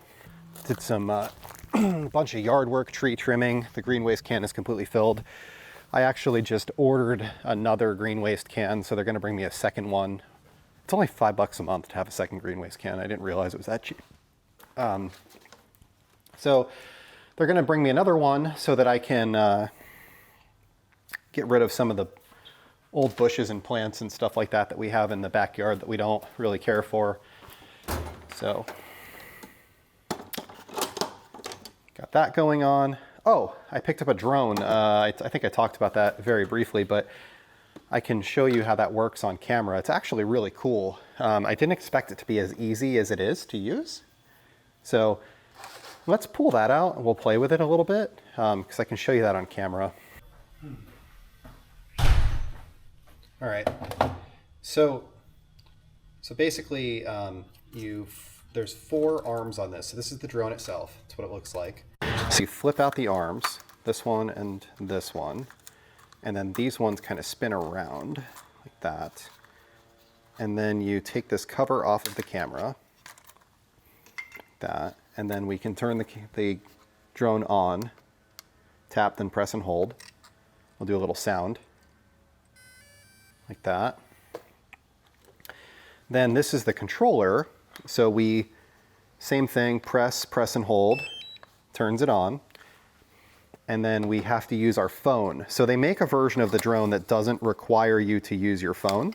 It's just more money, right? Because it has a screen, built into it. So the version that we have requires us to use our phone. But like I said, this was more of a, wasn't that expensive, let's play around with it, see how it works kind of thing, and go from there. So it goes in like this. We take this cable and plug it into our phone. It does come with USB-C and some other, it's like USB-C, Lightning, and micro USB. So whatever type of phone you use, you should be able to work with this. So we're gonna screw these knobs in. You don't need to screw the knobs in, you could just use it without them. Micah actually does, but I like putting the knobs in. And then the drone has an app that's called DJI Fly. So we're just gonna go to that app, DJI Fly, and then you click on Go Fly. And that's actually the camera on the unit. So see, pointing at the camera. So that's what it looks like. So right now it says it's connecting to satellites. So let's take this outside. So in order to make it take off, you go like this and the propeller starts spinning, and then you just press up and you can see kind of what the drone is seeing. So you hit up and it goes up in the air. So we can see, there it is, and it just hovers. I'm not doing anything, it just sits there. So I can go up further. So we'll go up.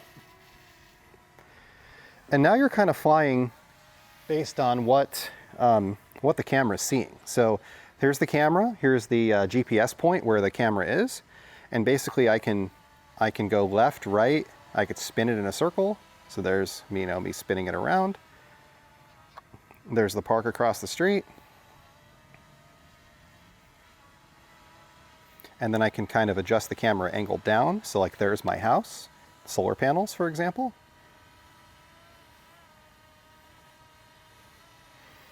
And I think it's important, let's do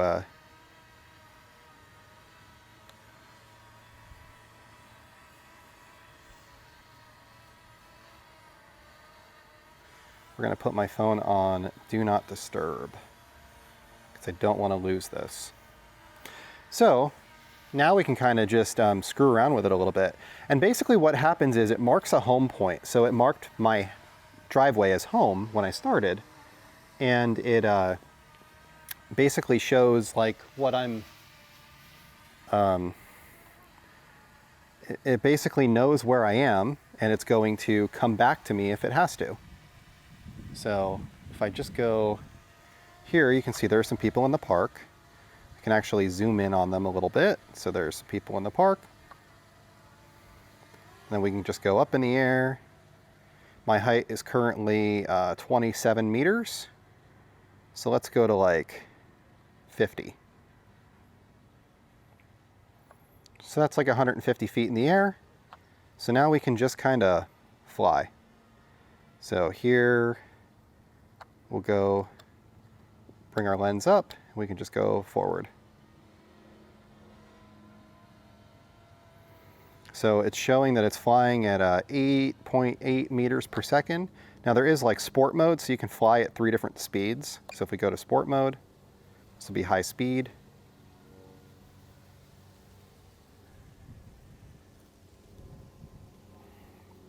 So we can see it's flying at 15 meters per second. And I've got 84 is my signal strength, 83. And I'm about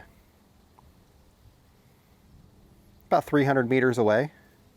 So I can just kind of fly it around, do what I want to do, come back. So if I want to go back home, I can turn it around. And then I can go back home.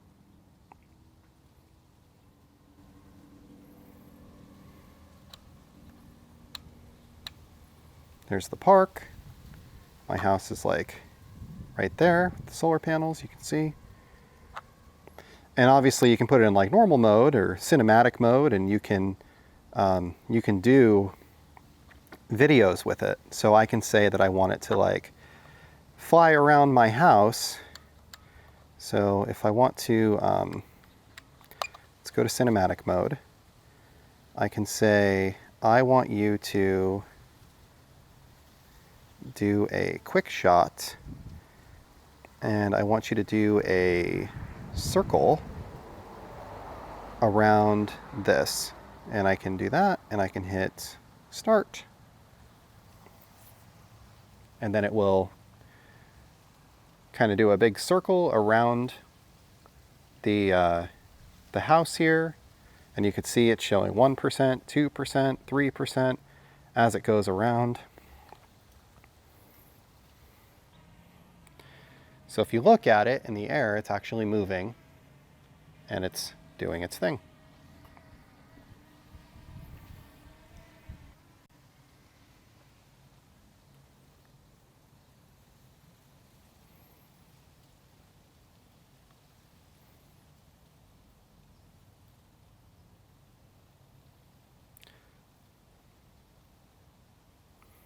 I got a crack in my screen protector. So I ordered a new screen protector to replace it, but I don't want to take the old one off until I get the new one. So sorry about the picture. So there it goes, it's doing its circle. It's back to its starting point, 100%. Okay, so now we're done. So now we can say, hey, we want it to come home. We're done. So I press and hold this, and it's gonna come home. So it's going to raise its height to, I think, 50 meters, fly to the point that it's over the house, and then it's going to come over and land. Okay, so now it's telling me that the ground is unsuitable for landing, so it wants to land in my hand, basically. So we're going to do this.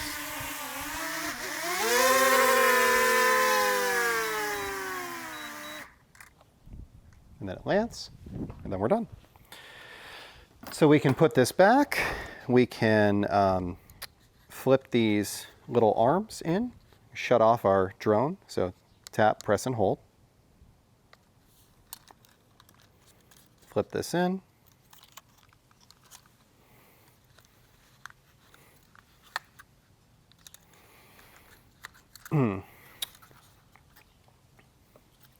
So that's that. This is a pretty basic drone. You know, the Mini, this is the Mini 4K. Now there is a Mini 2, Mini 3, Mini 3 Pro, and Mini 4. All of those things have extra features. The Mini 4 is the newest, latest, and greatest, and that has obstacle avoidance, and it uses like radar and figures out where it is, and like it'll go around trees and stuff like that. You know, that's getting a little bit more advanced, but you're also getting into like the $800 to $1,000 range depending on what package you buy. This was $240. It was just kind of a nice entry point to mess around and see, will I actually use a drone? So, you know, I recorded that video right there, which we'll use for the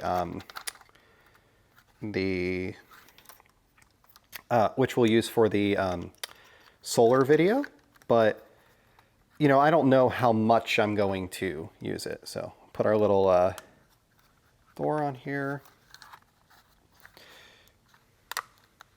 So I kind of bought this as a test.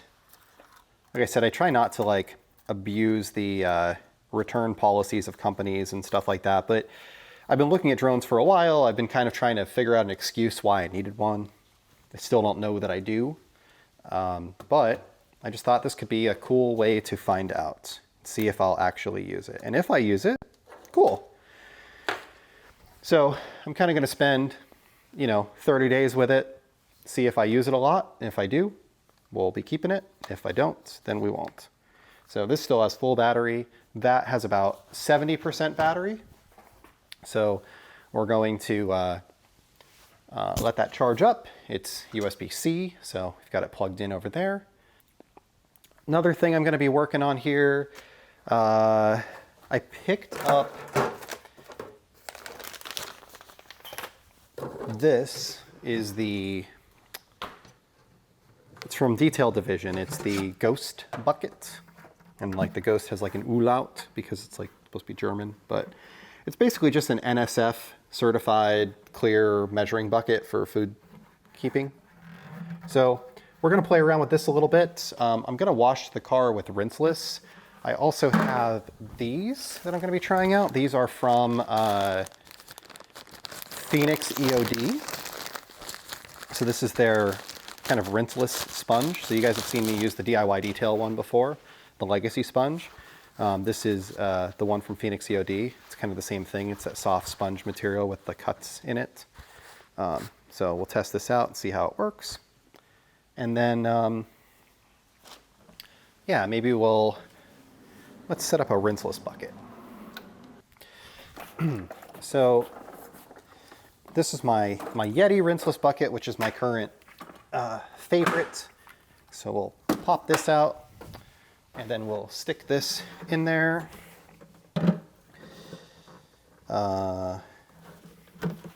Interesting. So it's a little bit bigger on the base. The plastic is a little bit less flexible. So it's probably going to be easier to bolt in here, but also more prone to cracking. It's kind of what I would expect. So I'll stick this in here like that. Make these tight. And then let's take this is our 360 degree scrub wall. So stick this in here and see how it fits. Well, it fits pretty well. Cool. And then, yeah, so I don't know if I like this. I don't think I like this better than the Yeti right away. We'll see how the Clear fares. Let's give it a chance. But I don't love the fact that it doesn't really, I feel like because of the rigidity, I can't really tighten down on these screws without worrying about cracking it. So then the bucket dolly doesn't stay on as well, because the Yeti buckets, you can kind of get a semicircle where this is. So let's add some water to this. We filled the bucket up. So the measurements are kind of cool because I was able to fill it like right to like 16 liters. So then we'll grab our, here's our hero. I have a measuring cup somewhere.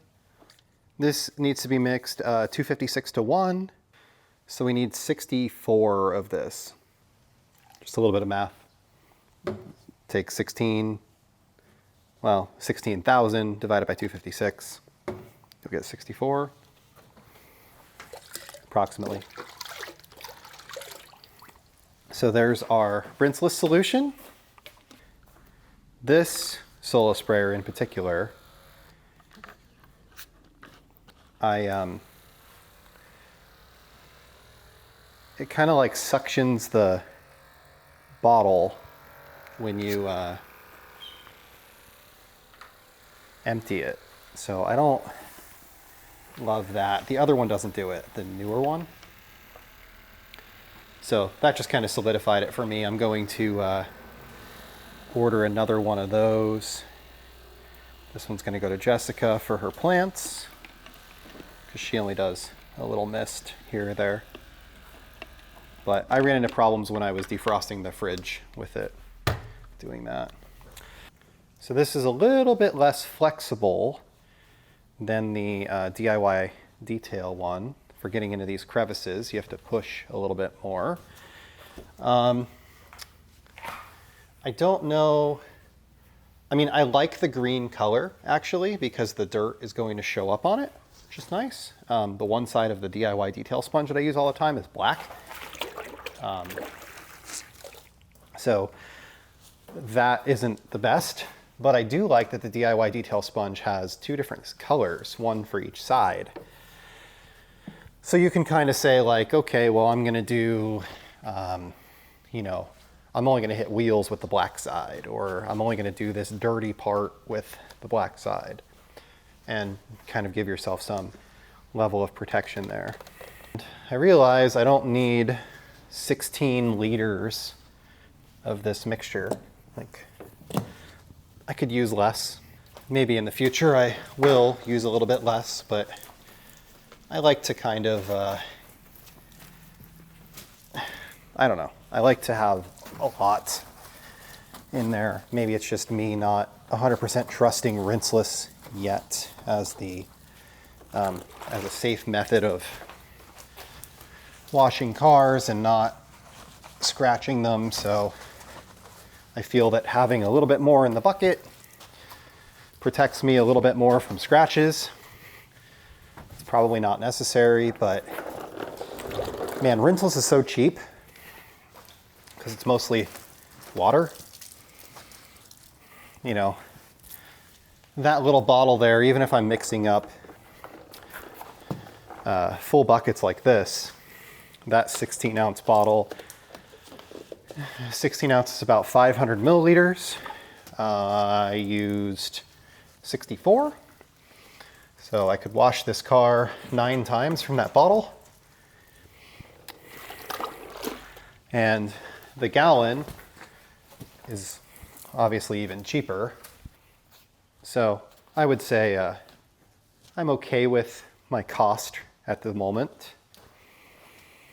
It's probably on par with doing a water wash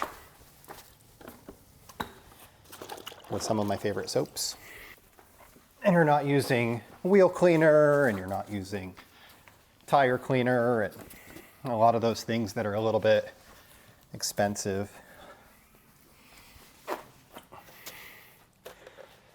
Maybe you don't use a drying aid. Maybe you do. I like drying aids. I like the way they make my car feel. So I hit a couple of these panels twice because I'm talking and not really paying attention. We'll do the wheels. I like getting these a little sloppy, a little extra wet. I feel it makes it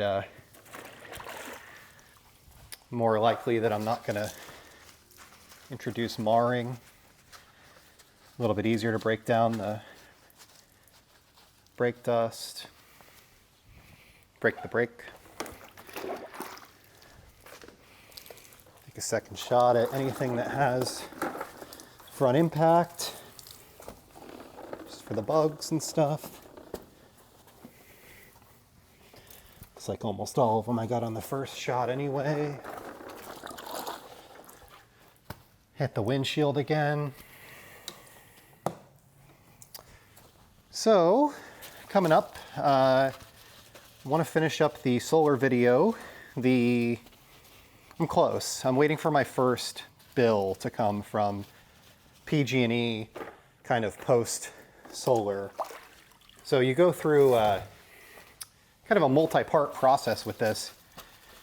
You set up solar, get it installed, then they have to come out and install the transfer switch. That gets done by the electric company.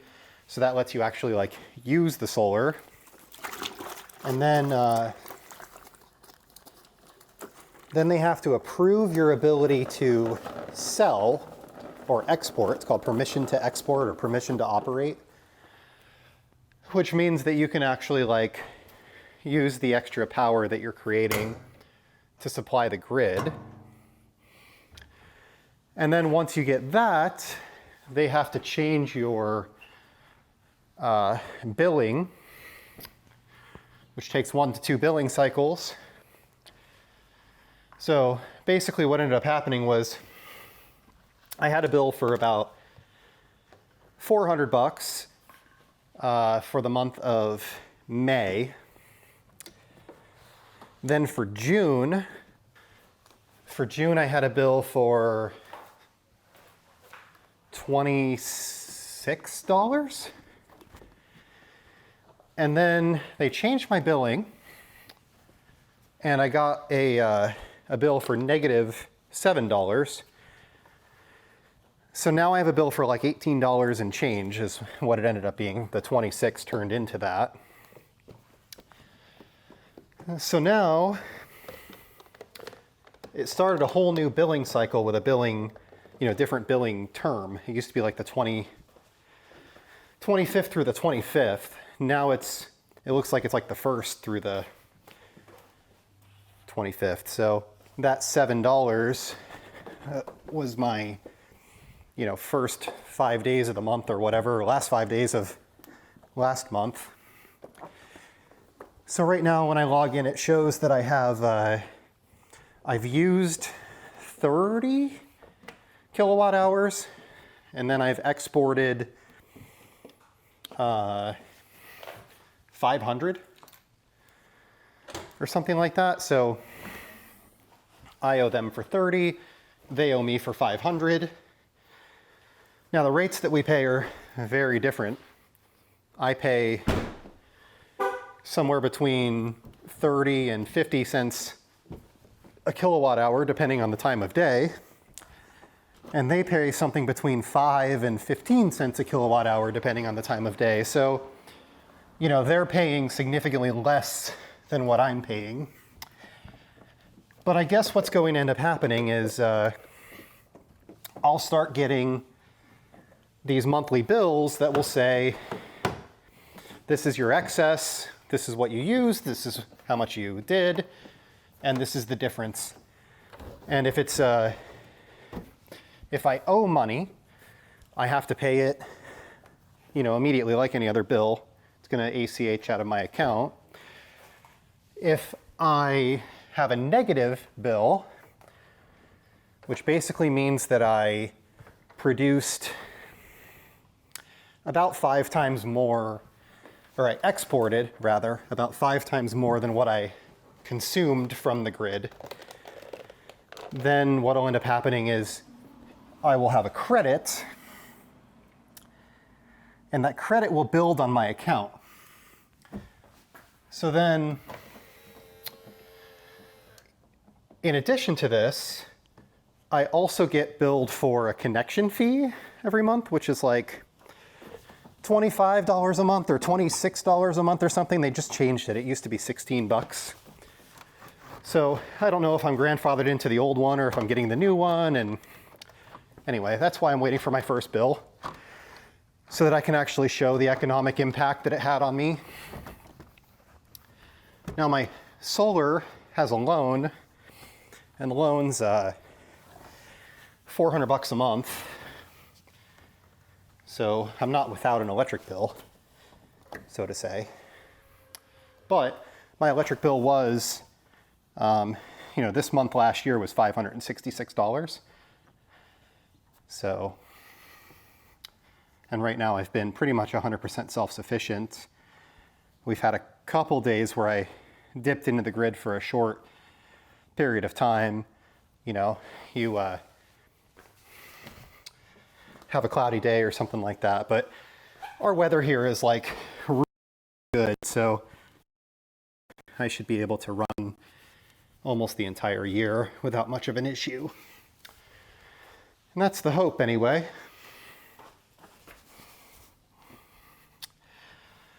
So as soon as that's done, that will be up, and I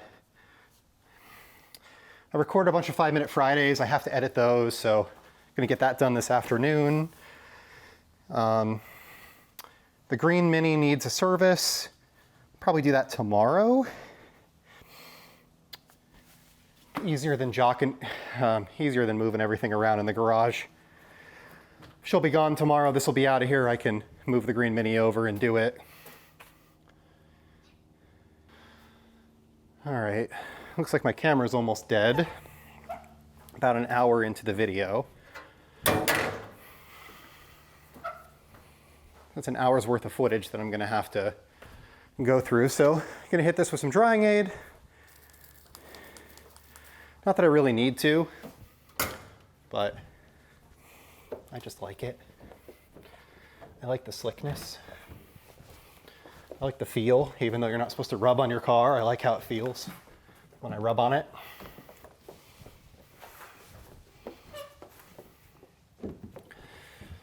Hero has a slickness to it, but it's a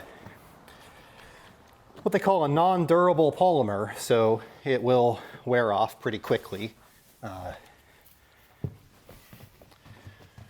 So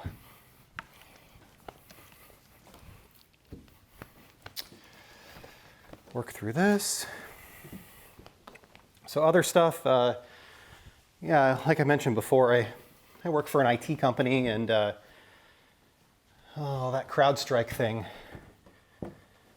We had something like 8,000 machines offline. And we collectively remediated something like 5,000 or 6,000 of them in the first day. And we're working through some more. So that's fun. I will say, sold CrowdStrike now for 4 years, and I would still prefer it to something else, even after what happened. I know a lot of people aren't really close to it, so I guess I'll talk about it a little bit. So CrowdStrike is a type of software called EDR, which stands for Enhanced Detection and Response. To put it over simply, it's kind of like an AI-driven antivirus. So a traditional antivirus is looking at, you open this file, we compare its hash against a known good or known bad list of files, and we think it's good or we think it's bad, or whatever. CrowdStrike actually, and there are other EDR softwares, Cylance, SentinelOne, Carbon Black, others. What they basically do is they say, you open this file and it did this, and this is a behavior that we expect or don't expect, right? So like, if you open up a Word document and it has like some embedded code that then installs a remote access software like TeamViewer, it would block that. But if you went to teamviewer.com, downloaded the software and installed it, it would not. Because one of those is an expected way to get an application installed, the other one is not. So it's really the way the industry's going. It's something that cyber insurance companies are requiring in order for people to have coverage bound. And so what ended up happening was CrowdStrike constantly gets updates multiple times a day, every day. And they pushed an update that caused Windows computers to blue screen. It's basically the computer to crash because the process ran out of memory or couldn't write a code or something happened. So he ended up with a blue screen, which is a crash. And CrowdStrike figured out what they did, and they pretty much immediately released a fix for it. And the fix was automatically applied to any machines that were still online. The problem is that most machines weren't still online because they had crashed. So basically what you had to do was you had to get in front of a machine, put it in a safe mode, and delete a file from, it was like C, Windows, 13% battery. It was like C, Windows, System32, drivers, CrowdStrike, and then there's a file that needs to be deleted inside that folder. So you can do that remotely with a command prompt if you can gain access to the computer. So basically what we had a lot of our customers doing was getting the computer into safe mode, and then we would, or safe mode with networking, and then we would remotely fix it. But some users are savvier than others, and some are more understanding than others. Like, I have a lawyer that just doesn't even understand how updates work and thinks that we have control over every third-party software that's installed on any of his computers, completely unable to comprehend. So we only used, let's see, we used about 5 liters of product. Not bad, and I went a little overkill with it. So bucket isn't bad. I don't know. I mean, you're just looking through a clear bucket to the side of the grit card. So I don't know if that's better or worse. I suppose you could pull it out and see the dirt at the bottom, but I don't know why you care. Maybe you do. I don't know. This tool caddy isn't bad. It's better than the one that came with the Adams bucket. It's pretty simple. It just kind of hangs on the side of the bucket. I think it could work with almost anything. But I think the lid for the Yeti bucket is still superior, especially if you want to use it as a seat.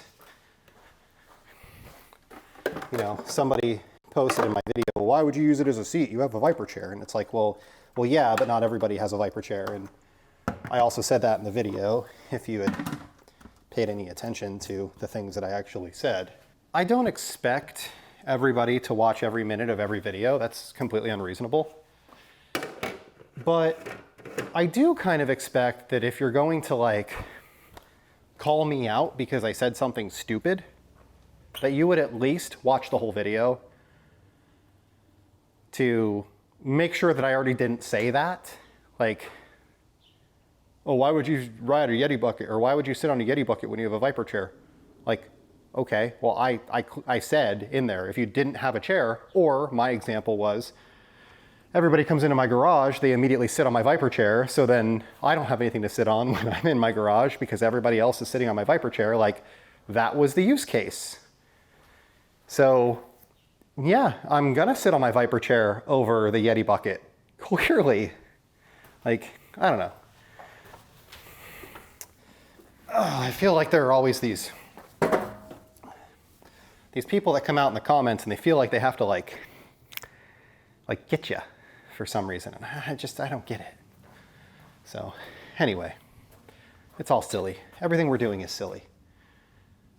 I'm washing cars. I got thousands of dollars in chemicals and equipment and all this stuff. And even wash cars for a living. I work in IT. I work on computers. Computers are hard. Work on those. Cars are easy. That's why I like cars, because they're easy. And computers are hard. I do hard all day. I want to do easy. So, anyway,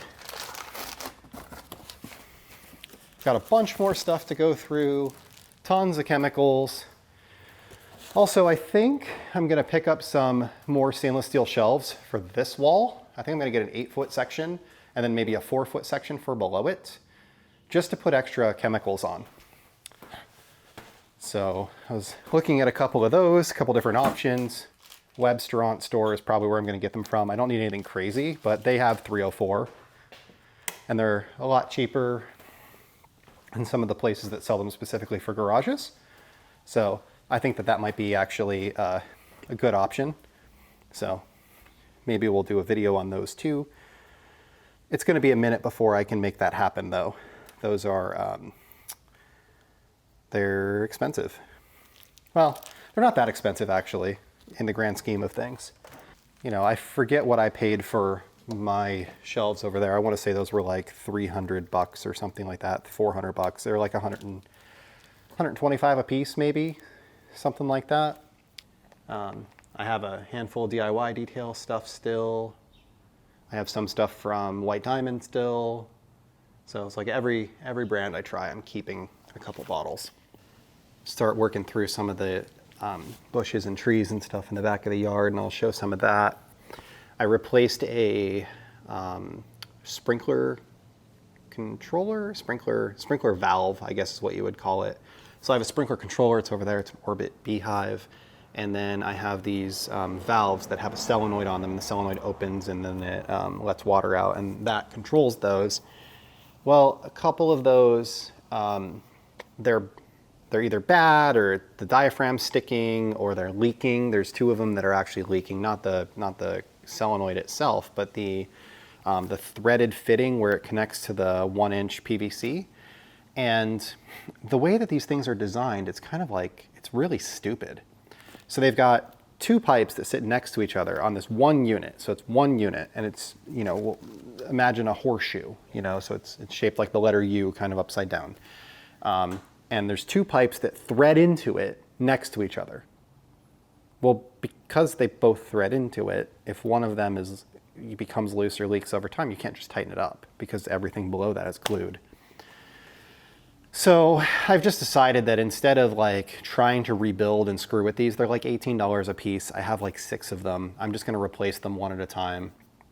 And I'm gonna dig out the dirt and area around it, and then I'm just gonna fill it in with river rock so that I can get to it and work on it in the future if I need to, and just make it an easier situation. So I'll do some of that on camera and talk about it a little bit as I'm doing it. I did the first one today off camera, just kind of figuring out what. The Honda's kind of weird right now because I was going to try to turn it in early. I got a call the other day from Honda and they're like, hey, do you want to extend your lease?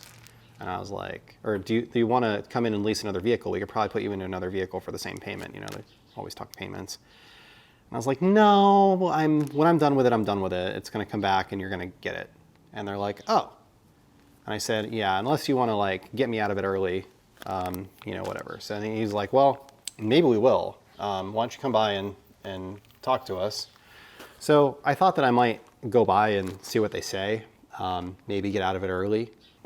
I got pulled over the other day and like I was legitimately I got a ticket for 75 and a 65 when everybody else was also doing 75 and a 65. But he also wrote me a fix-it ticket for my tinted windows in the front of the car and my license plate. I don't have a front license plate on the car. Basically because the car didn't come with a front license plate holder installed on it, and I never installed it. Not that that's an excuse, I think they look stupid, so I just didn't install it. I didn't want to drill holes in the front bumper. It didn't have them. So they're requiring me I got a fix-it ticket and then also a speeding ticket for 10 over, which seems like it's just probably gonna get thrown out. So now I'm gonna end up, I have to remediate the front window tint in order to get it inspected by a police officer so that I can then be done with it. So the whole thing is stupid. Anyway, I have to take the tint off and then I have to get it inspected, but I have to have the ticket in hand in order to do that. And I don't have the ticket yet because the ticket gets mailed to you. So I'm waiting for the ticket to get mailed to me so that I can then take care of the tint and the front license plate holder so that I can then get it inspected so that I can then fight this ticket in November, which is when my date is. 2.5 years into having the car, it's always been tinted. It's never had a front license plate. And, you know, figures. I got pulled over on July 4th, which is, well, not July 4th, July 5th, which is a maximum enforcement weekend. So anyway, just means maximum revenue weekend. I try not to have that negative outlook on police officers. I actually like and respect many police officers. This guy was just trying to get as many fines as he possibly could in one day, it seemed. And he pulled me over and thought, oh, I get 3 for the price of 1 here. So I just ordered a set of these. So Webstaurant store sells restaurant supplies. And you can see this audio video rack that I created. That's actually made out of cutting boards from Webstaurant store. So they have these stainless steel shelves. So these are T304 stainless, which is the same type as the ones that I have from Obsessed Garage. I got a 5-inch by 48-inch for $84.90. So all in, I bought 3 of them. So it was like $300 shipped for 3 of them at 48 inches. So I'm going to create an 8-foot shelf across that back wall with a 4-foot shelf below it. This site is actually pretty cool in that they have 5-inch, 6-inch, 8-inch, 10-inch, all kinds of different variations. But then they also give you prints. So here's a print of what I ordered. So mine will have a 5-inch shelf depth. It'll be 48 inches in width. And then because it is a 48-inch width, it will actually come with 4 brackets. And then, they give you like all of the diagrams, heights, widths, adjustments for screws, and everything you might need to make this work. So at this point, it's pretty late in the day. It's like 9 o'clock, and literally all I've been doing is transferring videos the entire night. I actually haven't gotten to edit anything. So I've been working on moving and adjusting files, and I'm airdropping something right now from my phone. I have like 20 videos to transfer from my phone, and I'm watching different YouTube content. I'm almost 100% caught up. I'm behind by 3 videos. So I've got one from Andrew Robinson, I've got this one from DDE, and I've got this one from JWW. So